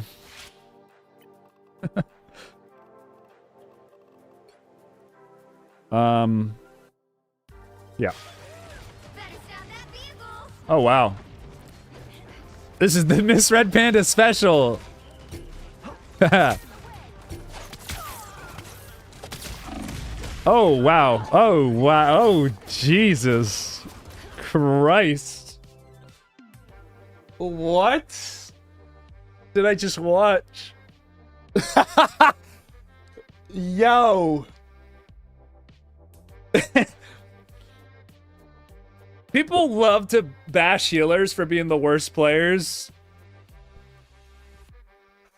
I can confidently say after a minute of watching Misread Panda and about 15 seconds of watching this Spider-Man, the Jeff is the better player. That's all I needed to see. That was... I know it's me. That made me happy. I want to watch more. That honestly made me very happy. I'm gonna give you extra time. Don't worry. I'm sorry. He's got something to prove. I gotta watch more. This is great. This is GM. This is GM. There's still a chance to stop them. Wait. No. This is a win trade. Is this a win trade? Oh, wait. This is funny. Ooh. Okay. If this is real, we got a live one, chat. If this is real, we got a live one. We caught one. We got an EOM agent. Hold up. This is gonna be a good one. Sorry, I'm getting a little sidetracked here. I was doing coaching, but we found an EOM agent, like a real one. I'm just when it's when it's this bad that I'm not sure if it's a win trade or the person's just really, really bad. I gotta watch more. We gotta study this. We can do it before or after the VOD. It's up to you guys. I have to know. Like, it's up to you. And maybe it gets better. You know, maybe it gets better. I'm not a vengeful person, but today I'll make an exception. This is throwing, right? This person's throwing.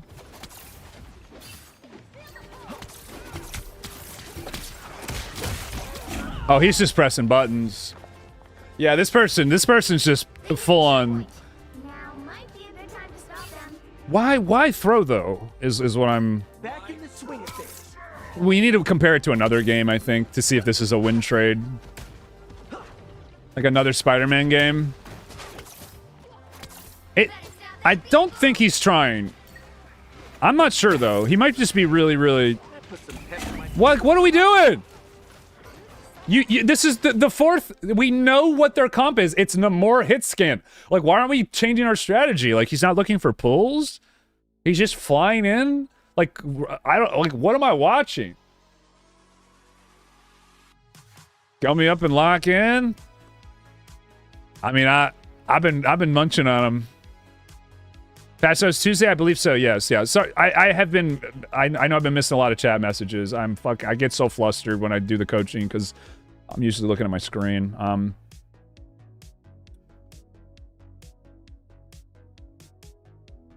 Cool with watching Spider-Man. All right, I kind of want to watch more of this. Yeah, we're gonna check his account after this. I think because this is actually really good content. It's rare you get a Spider-Man, like a player like this in this rank. It's pretty rare. Like I wasn't even on him and he found a way to get on my screen and die. Like, bro, I was just AFK waiting for the respawn. I didn't realize I untargeted him. Look at it, he's about to die again over there. What the fuck is he doing? What is this? He's leaking. He's got juice coming out of him. What is that? What is that? This Spider-Man is funky, dude. There's a weird, something weird's going. Something's off. I don't think this person's trying. I'm gonna stand by that. I'm gonna stand by that. I think this is some kind of win trade or he's just playing for fun, like he doesn't play Spider-Man. There's no way he plays Spider-Man. Or this is a win trade. I mean, I don't know. He's finally shown restraint.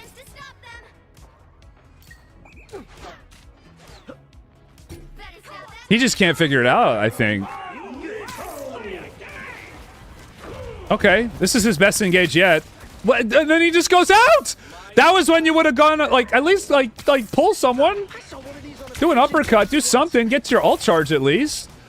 No, this person's not trying, right? No, this is a win trade. He's goofing off. This is high enough rank to where I think this guy's losing on purpose. There's no way, right? Like he's at his all. Like, does he all? He could have immuned it, right? Or does Jeff eat it? No, yeah, he's not CC immune. I'm pretty sure most Spider-Mans would have ulted there, right? Like, or am I crazy? Okay, he got out of the Jeff. This is fascinating to me. Because this is such a high skill ceiling character. I want to figure this out. Like, I mean, see people like this. I'm confident I could at least get Celestial and Spider-Man. That much I'm sure of. I'm confident I could get Celestial. If this is what the players are like... This is like, what is he doing? Like, he's just sitting here. Like, go in. Like, what are we doing? You have your ult. Like, just go ults.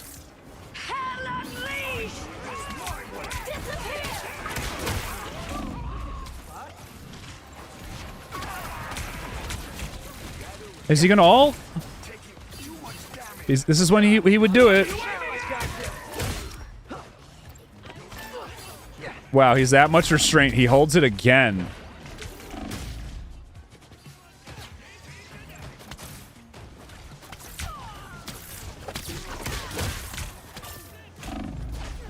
Yeah, this guy's throwing. This guy's throwing. This guy's for sure throwing. So you have a thrower in your team. Now we have to figure out why. So we got the first part down. It's either yeah, this person's for sure losing on purpose.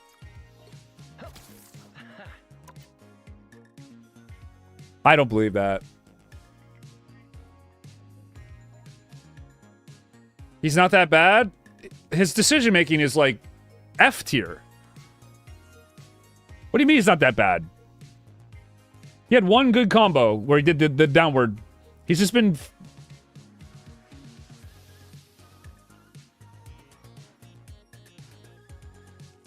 I feel like this guy's trolling.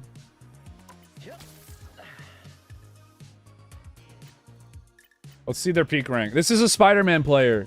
I cannot believe this. Well, just forcing. Yeah, I mean, like... Obviously, he's bad in more. It's like... I don't know. Why are we holding on to our ult so long? Why are we, like... not going for pulls? Why are we just sitting out of fights for, like, 20 seconds at a time? Why are we just running to health packs? Like, overextending on our cooldowns? This is amazing to me. I'm sorry. Is that mean?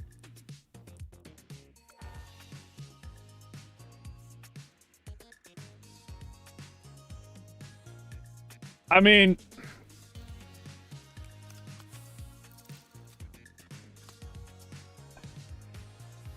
Peter Parker probably eating a little too much glue in science class. That's all I'll say.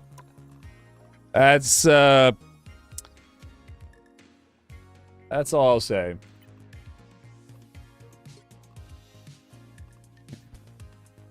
Bit by a radioactive spider. He got bit by a...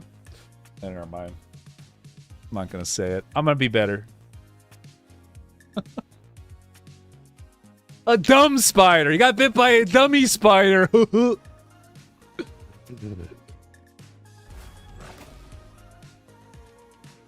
up, sparring? See it all the time. GM players are like this. I don't know, man. It is a tough comp. You're right. In the Spider-Man's defense. All right. Back to Misread Panda here. It is laggy. Well, at least we're healing now. I'm probably all here. Could have really used it. Yeah. I guess because of the mag, but I again, like if the mag ults, you just wait. Because you're mainly just doing it for the heal. But yeah, I know as Jeff, you got to track the mag ult. It's pretty important. But I mean, if you sync it up with the Hulk or the Deadpool, shouldn't be an issue. So that should really never be a problem with these heroes on your team. So like I said, point stands. I think stabilizing there would have been good. So this one you got the Spidey. Yeah, got the heal on point. This is pretty funny. Shouldn't you be trying to go up a wall right now? Yeah, I mean, that's why. I would have tried to go up a wall there to avoid that. speed yourself, speed your teammates, spread out. I think you got that for the most part. All right, so I want to see you putting. One thing I've noticed a lot of good Jeffs do. This is why Coffee was so good, by the way. This was his secret. He'd put orbs in like the best parts of the map. Like I couldn't even describe it. We were starting to get some really good synergy because I would just be getting these random speed boosts and Coffee would be on the other side of the map. Because he'd just be dropping these random little orbs. Like he put an orb like up here.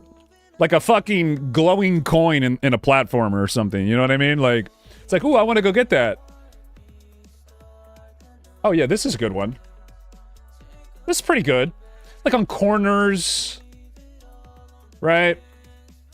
The music just keeps going to shit after a certain amount of time. I think we're going to change it. But, we're going to mix it up. We're going to mix it up. Wake up, everybody. All right. Yeah, I like this. What the fuck is this music? I'm the kind of girl. What is this copyright free shit? I just went to funk, and that's what it started playing. Funk. How about jazz? There we go. Nice jazzy coaching. I'm the kind of girl who loves me some jazz.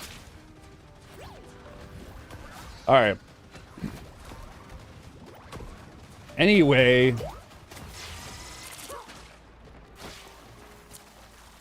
Yeah. That little orb down there. You're pretty accurate, I mean. Oh.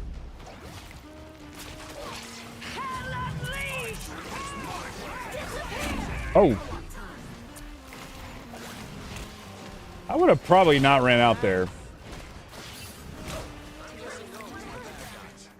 I like the side angle, though.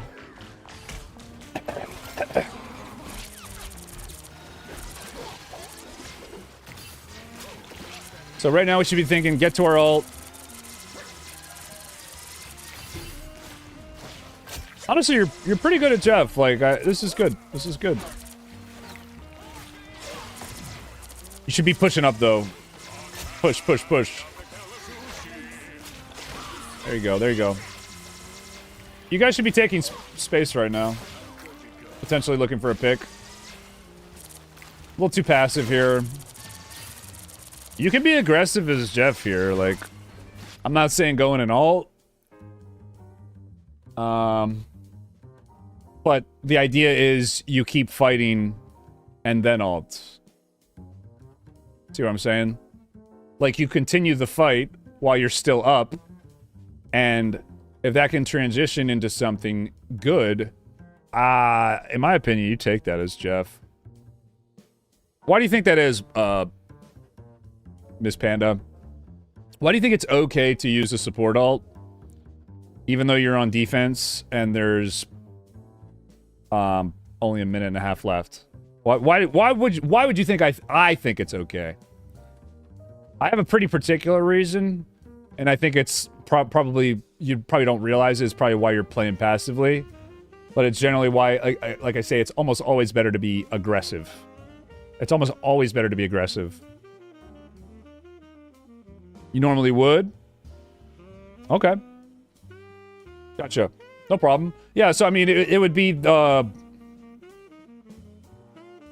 continue the fight, ult to win the fight, because you'll probably have a better opportunity in more of like a spread out skirmishy fight type like this, although they do have 5 up. And you can always use your ult to disengage, right? And if you win the fight, though, with your ult, which you use aggressively on defense, your cloak will get to her ult because of the nature of how Jeff ult works. He'll extend the fight or win you the fight because it heals and eats people, so they come, you know. And then the Cloak is just, she's going to get to her ult by the time the time's up. And if Cloak gets to her ult, then you're going to get to your ult again by the time's up. Right? You see how that works? Like, it snowballs. So you just want to keep winning fights. Like, keep being aggressive and keep winning fights with as few cooldowns as possible. So the way you do that is by winning in the neutral hard enough, so you only need to win the fight with, like, one ult. So that's why you needed to continue that play there. That's why, again, I get so mad at my healers for never following me. I mean, the tank backed up, so it's not your fault. I'm just kind of pointing it out. Because I feel like if I were you, I would have been harassing them more. And potentially trying to get something else out of that. But, you know, it's not needed. It's not needed. But I think it'll give you a better chance to win. So, you know, in my eyes, why wouldn't you? But yeah, no, ping, I get it. Okay, not ideal, but we dodged it at least. Oh. That's unlucky. That's that double negative synergy. Hulk stuns your ult target, thus saving him. And you eat Hulk during Mega Hulk. You both screwed each other over. That's funny. Only 60 seconds left. Kind of let her live there. I thought we saw her health bar. Did I do support coaching? Sure.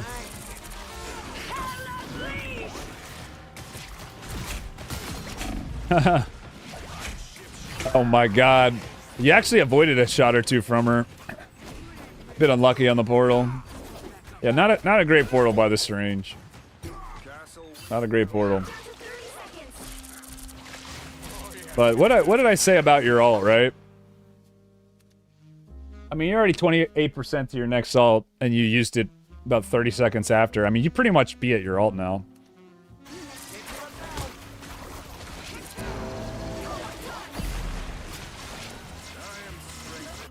How can I line up? Well, we're doing one more, Zevin. But if you wanted to skip the line and we make us do two more, it would just be 10. Just be $10. But the one more that we're doing, it's anybody can get it. It's gonna be just whoever says it in chat first, which I'll let you know when that is. It's gonna be soon here. But I tend to not want to make these coaching streams like too long. Because we do them twice a month. And usually if I go more than like 5 or 6 hours with these, I'll lose my voice, believe it or not, for the rest of the week. It happened to me quite often for my earlier streams. So I usually keep it to like 3 or 4 hours because I'm just pretty much just non-stop talking. You'll need a top-notch team to win this one.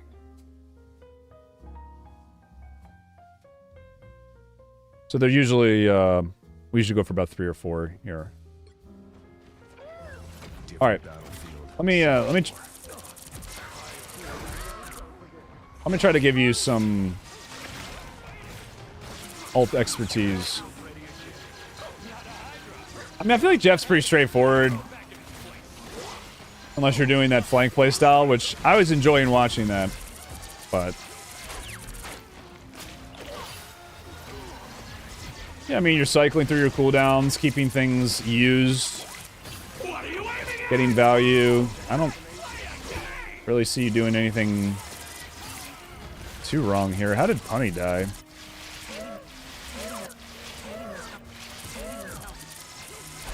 It's going up to melee. We're really trying to look at who you're targeting. Your Punny is trolling, by the way. That's not your fault. I just saw what he did. He's trolling. That's not on you. You can't save that.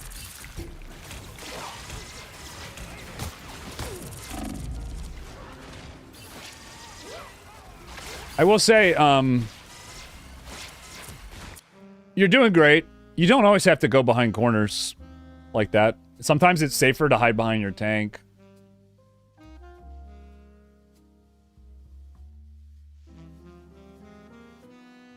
My voice is too nice to lose. Well, thank you for that.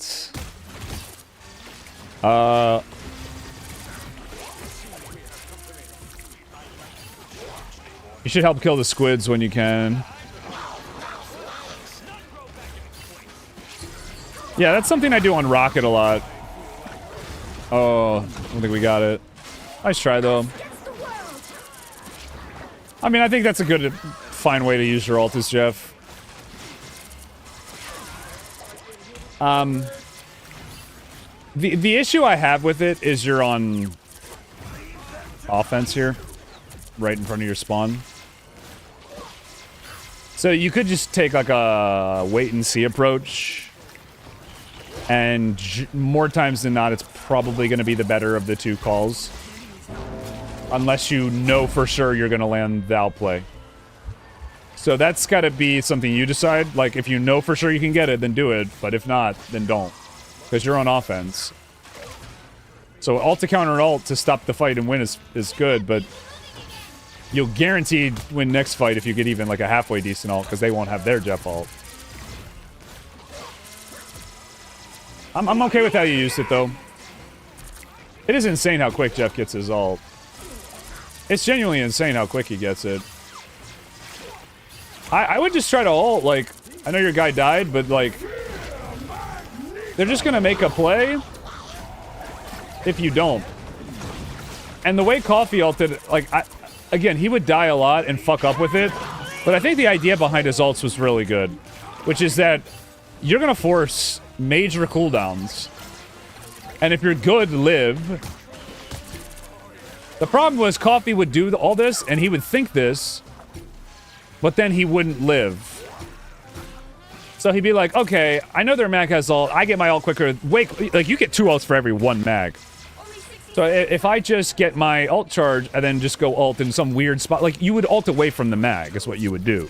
You would try to find value somewhere else, because Jeff ult can hit anyone. And I think a lot of Jeffs, they lack creativity with his ult that could really help them carry a lot of games. And I think this is the good example of that. I think your neutral gameplay is pretty good for the most part. There's like 1 or 2 times I've seen where maybe you don't get closer to someone to potentially get heals off quicker. But like, we're a little heal body here. But I think it's fine for the most part, considering how much damage your team is taking. Yeah, and if you were gonna do an ult that I would have to say, like, what's the best time to ult this Jeff? This would probably be it, right? During your support ults to just guaranteed win a fight. These are the types of ults you'll always take.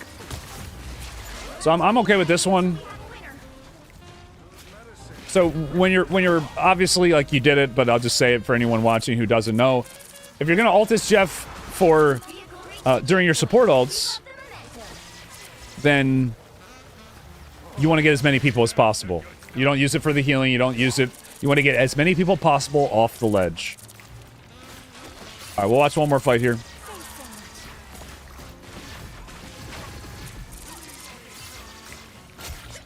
And then I'm gonna go get some... Oh wait, actually that's right, we got one more free one after this.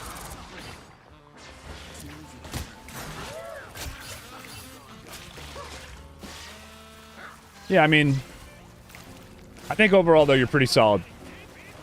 Like, I see why you're a Celestial. But I do think you could be, at points, playing a little closer. A little further up. Just, like, slightly. And maybe be a little quicker with your reaction time on taking damage. Which, my suggestion for that would actually be to turn up your sound. And just listen for it. That way you can focus on heal body, you just use the auditory cues, and as soon as you take damage, just get in the habit of dropping a bubble below yourself, and then relocate, right? But overall, pretty solid. I don't have much to say. Let's see how you use your last ult here. Yeah, we're just really...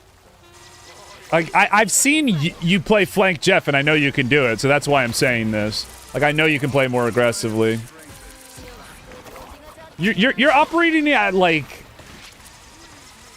90% to 95% value all the time, which is good enough to get you eternity.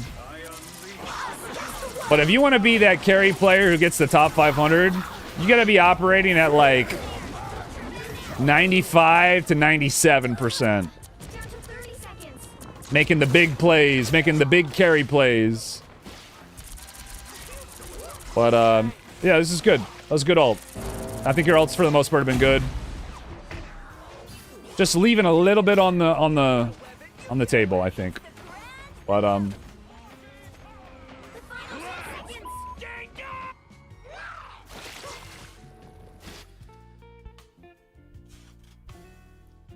smooth jazz.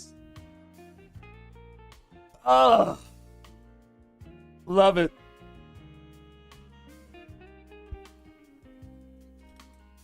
Alt for Puddle and not Swallow. Yeah, that was one thing I wanted Coffee to do more too when we played together. He did do it.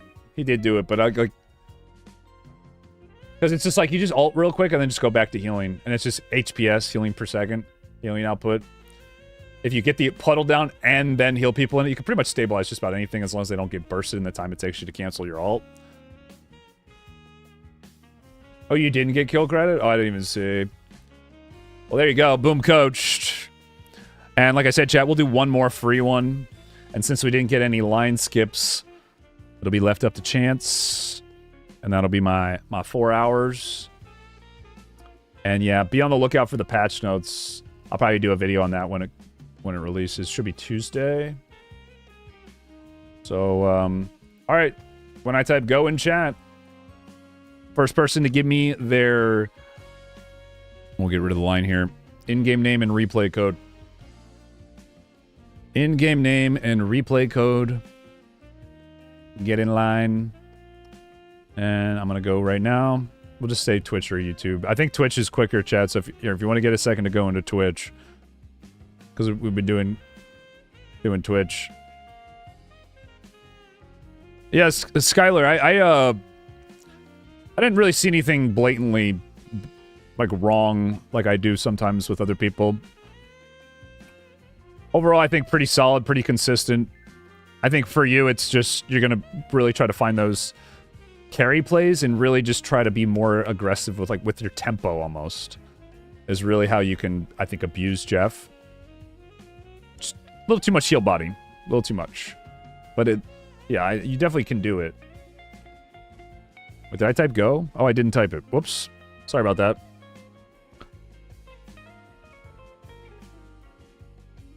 I gotta sneeze.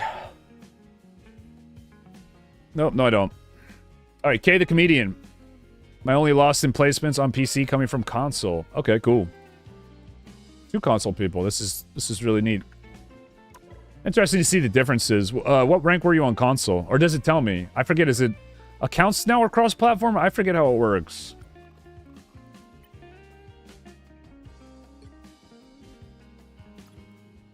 Yeah, it looks like they are. So this is a PC game. Does it say?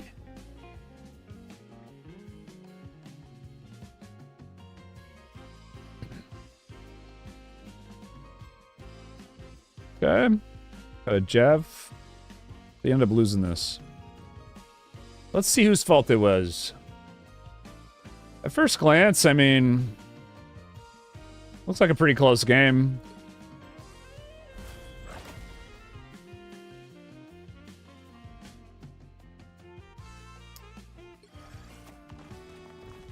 Coffee and a quick play. Yes. I mean, that's what it takes, Skylar. That's what it takes. It really is. I mean, I think a lot of people... I've actually had someone, I think, similar to you before. And she it was for League of Legends, and I thought she was really, really good, but just didn't realize she was good. So it had no I'm not saying that's you, but like she had no confidence. I'm like, yeah, you're like way better than you think. You just gotta like go for plays. That's really it. You just gotta go for plays.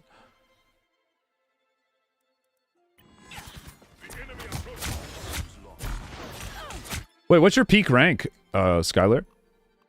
Is it Celestial 3? Or have you been higher rank? I feel like you've been higher rank. Alright.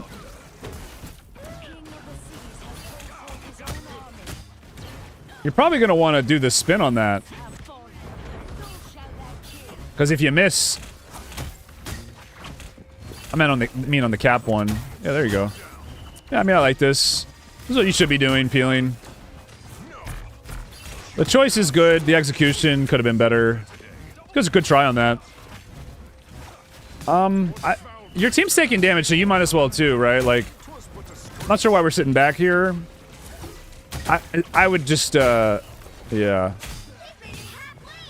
To be honest, I know this is gonna sound silly, but I would have awakened him as soon as I would have just awakened him. Like, right. You had 3 hammers right after you knocked him in. I probably would have just done it here.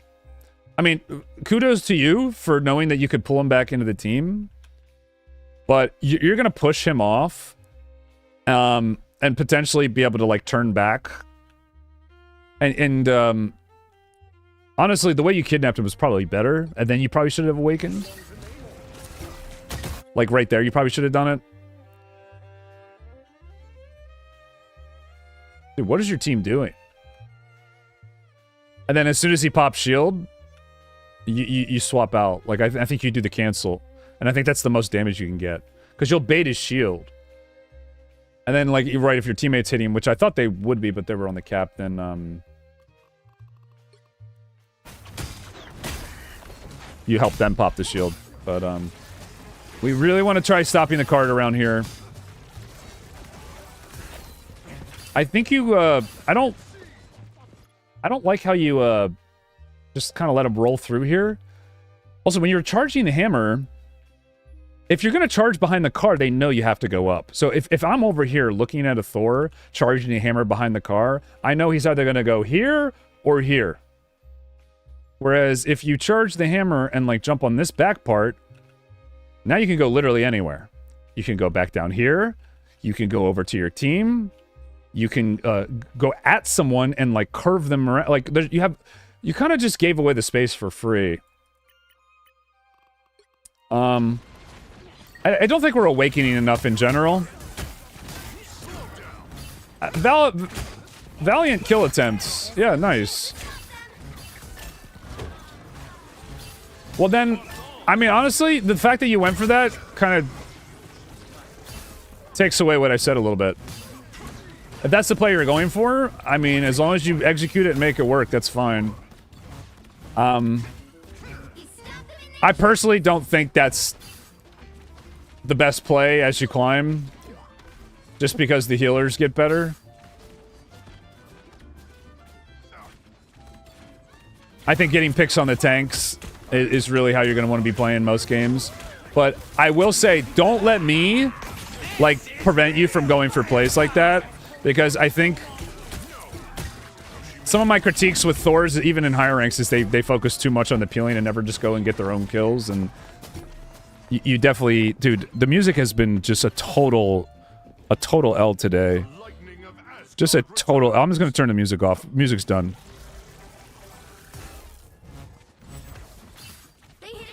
But yeah, like, I get the vision, right? Like, you're going for people who are... Like, Strange is really easy to kidnap. Cap, not so much.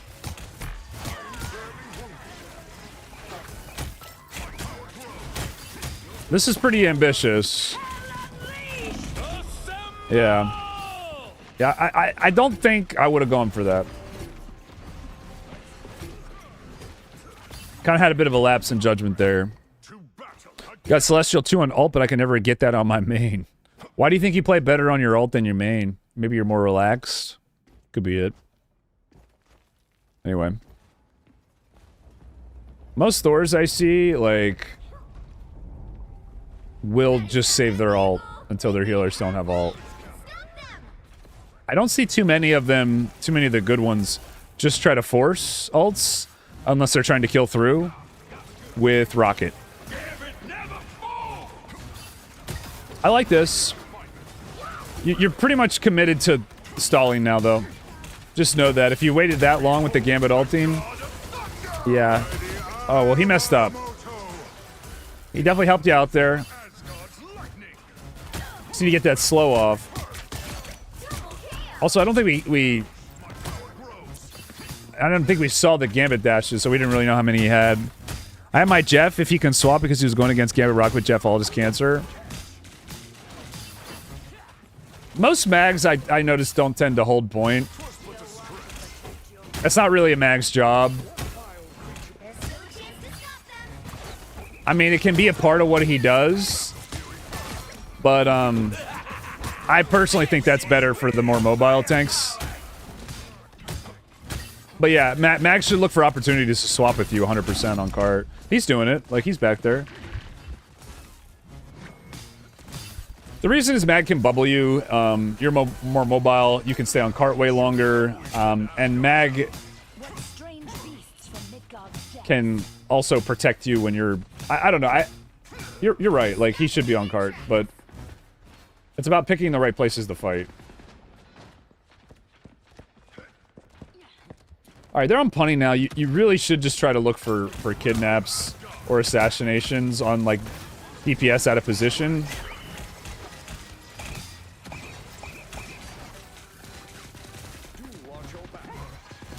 I mean, anytime a Gambit's in the game is the same for just about everybody in the lobby.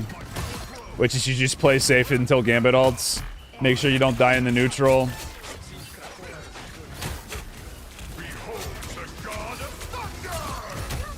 That's a total waste of an ult.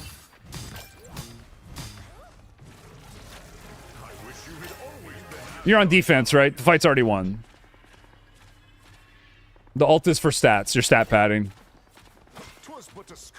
No good player is going to ult there to counter, and no great player is going to turn the fight if you don't ult. The fight was 100% won. Kind of just garbage ult. Like garbage time ult. Sorry, I didn't mean to call your ult garbage. Garbage time ult. Oh, getting the ult charge. Smart. Very smart. Oh, Rocket's out of position. Alright. So you were maintaining the front line a little bit there, which was good. And then we just kind of overcommit. Again, I just don't think you're using Awakening enough. I think that's the biggest thing I could say about you, is you're just not Awakening in neutral enough. I like how you play, don't get me wrong. Like, I actually enjoy your playstyle. I like it. But you should just use Awakening as a tool to kind of make easy space. It's a lot of damage. This is too early. This is way too early. Yeah. And then you needed a dash. Yeah, so the biggest things I'm seeing... Overall, like, decent ability usage minus the Awakening. Wasting some cooldowns here and there. Got kind of overextending without our team here and there. Just remember, like, stopping the cart only matters... Like, if it gets this far... A little bit extra is not going to matter. It's about making sure you all fight at the same time. You generally want to do this, ideally, when everybody's here. But if everybody can't be here, you don't want to wait until the cart's a second away from capping. Usually you do it like 1 or 2 seconds. Because you can live for a little bit, you can get off, and then it gives you the option to get back on the cart really quickly and swap it with someone else, right? So you just went in a little too early. Let's watch you on offense here.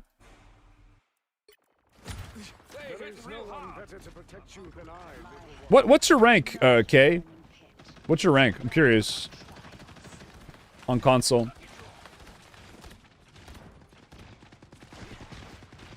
I would go in on that. Maybe not on him, but yeah. Got the right idea. Okay. Maybe that's why we're not Awakening.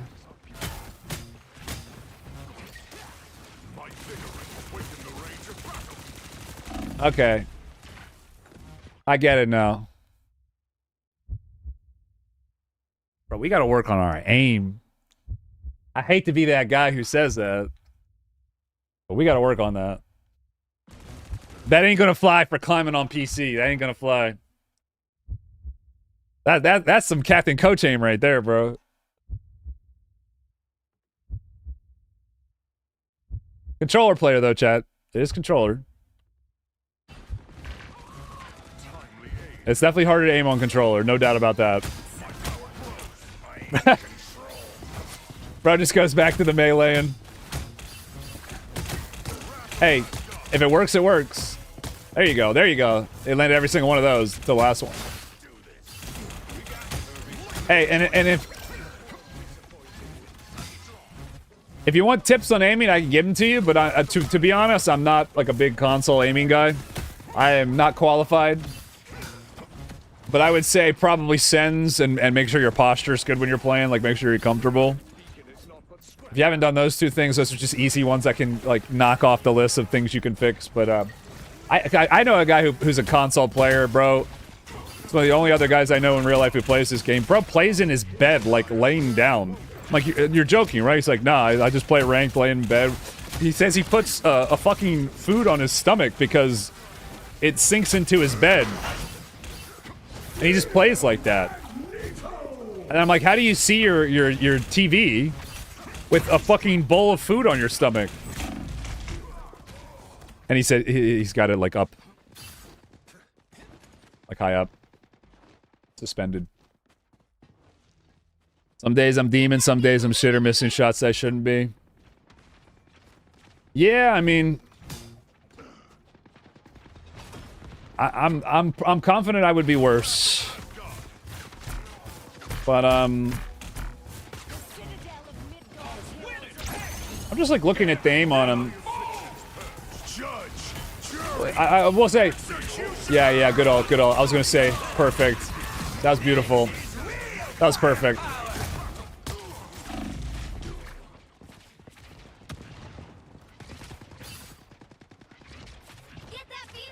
A water bed?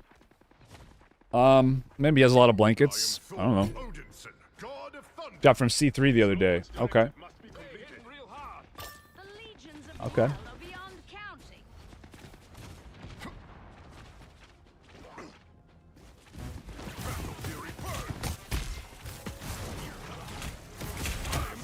I love how aggressive you are. You really are just like hyper aggro. I mean, this is another thing I critique Thors of. A lot of them don't know how to brute force like this. Like they play too like methodical almost. Sometimes you got to just do like that play was a bit too aggressive. And in higher ranks, you're gonna get punished. He sounds like a slob. He's actually not. I think that's just kind of his ritual when he plays games, and he's always done that. I think is more what it is. Yeah, I don't eat in my bed, though. That's gross.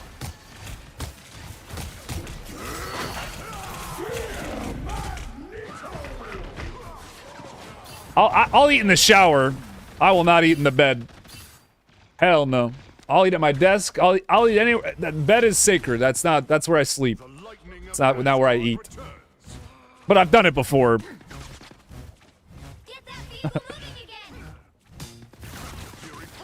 Yeah, Thor is supposed to be aggro. I mean, his burst is insane. So you gotta go for one-shots. Yeah, I think you're smart to back up here. There is a time where you want to ult rocket ults as Thor sometimes. That was definitely not it. Right now, this is when you should just... Yeah, get your awakening, get out. You should have dropped your lightning just to get the awakening. We're just missing out on tempo here. Just blow your load so you can start shooting again. See, it's almost like you want to go into the melee more. Like, you become reliant on it, I feel like. On PC, you're going to have to awakening, I think, a bit more. I don't hate this ult, but it's not great. Like, it gets the fight started, sure. And again, another thing, I feel like you have... I like your game sense, to be honest. Like... I do feel like there's value in ults like that as Thor to get fights started, especially when you're getting held. So again, I'm not going to sit there and say that that's not a good ult, just because it doesn't kill anybody. You love displacement? Yeah. Well, Continue without Thor. if I had to give your displacement a grade, I'd say it's like a C+. It's Only 60 seconds left. good, but it could be better. I've seen Thor's absolutely manhandle somebody. I really like your macro game sense. I would say that's probably like an A.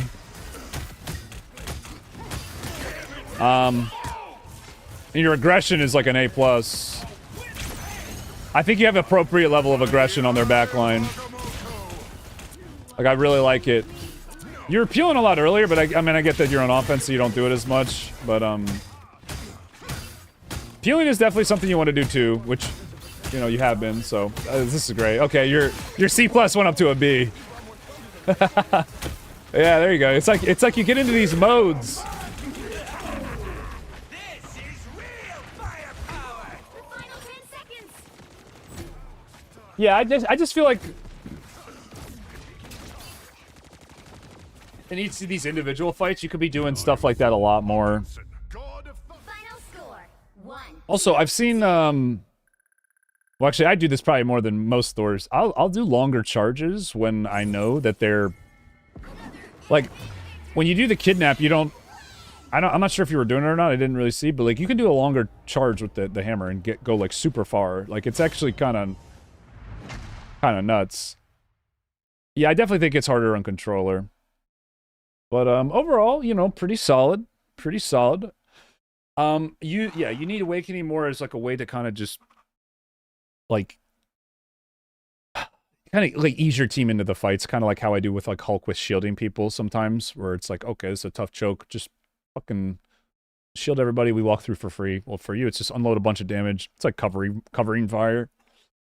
And you'll probably find that if you do that first, you'll and then just get the hammer back, you can probably just snowball off of that and make your kidnaps easier through a more like even more brute force method.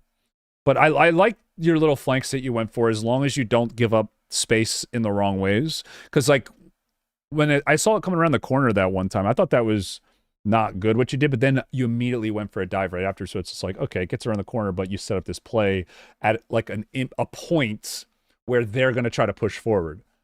Like I see the vision. I get it. It's honestly making me rethink a couple things, maybe with like when I dive. I'm not sure if you did it on purpose, but I mean, either way, kudos. Like, give you credit for it, because I'll try to split teams when they're both like pre-engaged, but never like off of objective chokes, like off of chokes. Because it's like, yeah, in my head, when you went for that dive on the rocket, that's the time at the most where they want to push and like fight for space. So you kind of used it against them, and I thought it was clever. So I liked. I saw a lot of things that I liked. I think just acclimating to the pace of the PC lobbies is probably going to be your biggest challenge. Because yeah. I'm not saying this. I'm just saying this to help you. Like mechanically, you're not. I don't think it's going to be tough for you to get out of Celestial. Like I think you have to be a little better. That being said, I don't think you were bad. But the Thors I see, man, they zip in, boom, bang, boom, pff, rocket dead, like just like that. Like if a rocket doesn't see, like they'll maybe go for a worse flank than you went for, but actually, just it'll work better because they're quicker with it, right? So I don't know. All in all, pretty solid. Definitely potential. Like I thought that was pretty good. Honestly, I'd probably. So it's kind of why I like coaching people. Got some ideas for things I could do. Just seeing other people play here and there. But there you go. Boom, coached.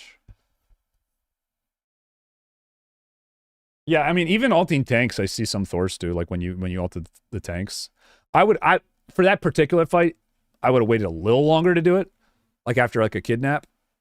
But I thought that part was good too. I'm okay with that. I'm totally okay with that. All right, chat. No outro today. I'm losing my voice. We're gonna call it here. I feel like the coaching streaks have been going real well lately. I think the shorter time is honestly helping me. Yeah, 100%. That's just something you're gonna have to deal with the kidnaps. I think I'm just getting better at coaching too, but yeah, the shorter streams have been helping out a lot with me just giving better advice. I feel like I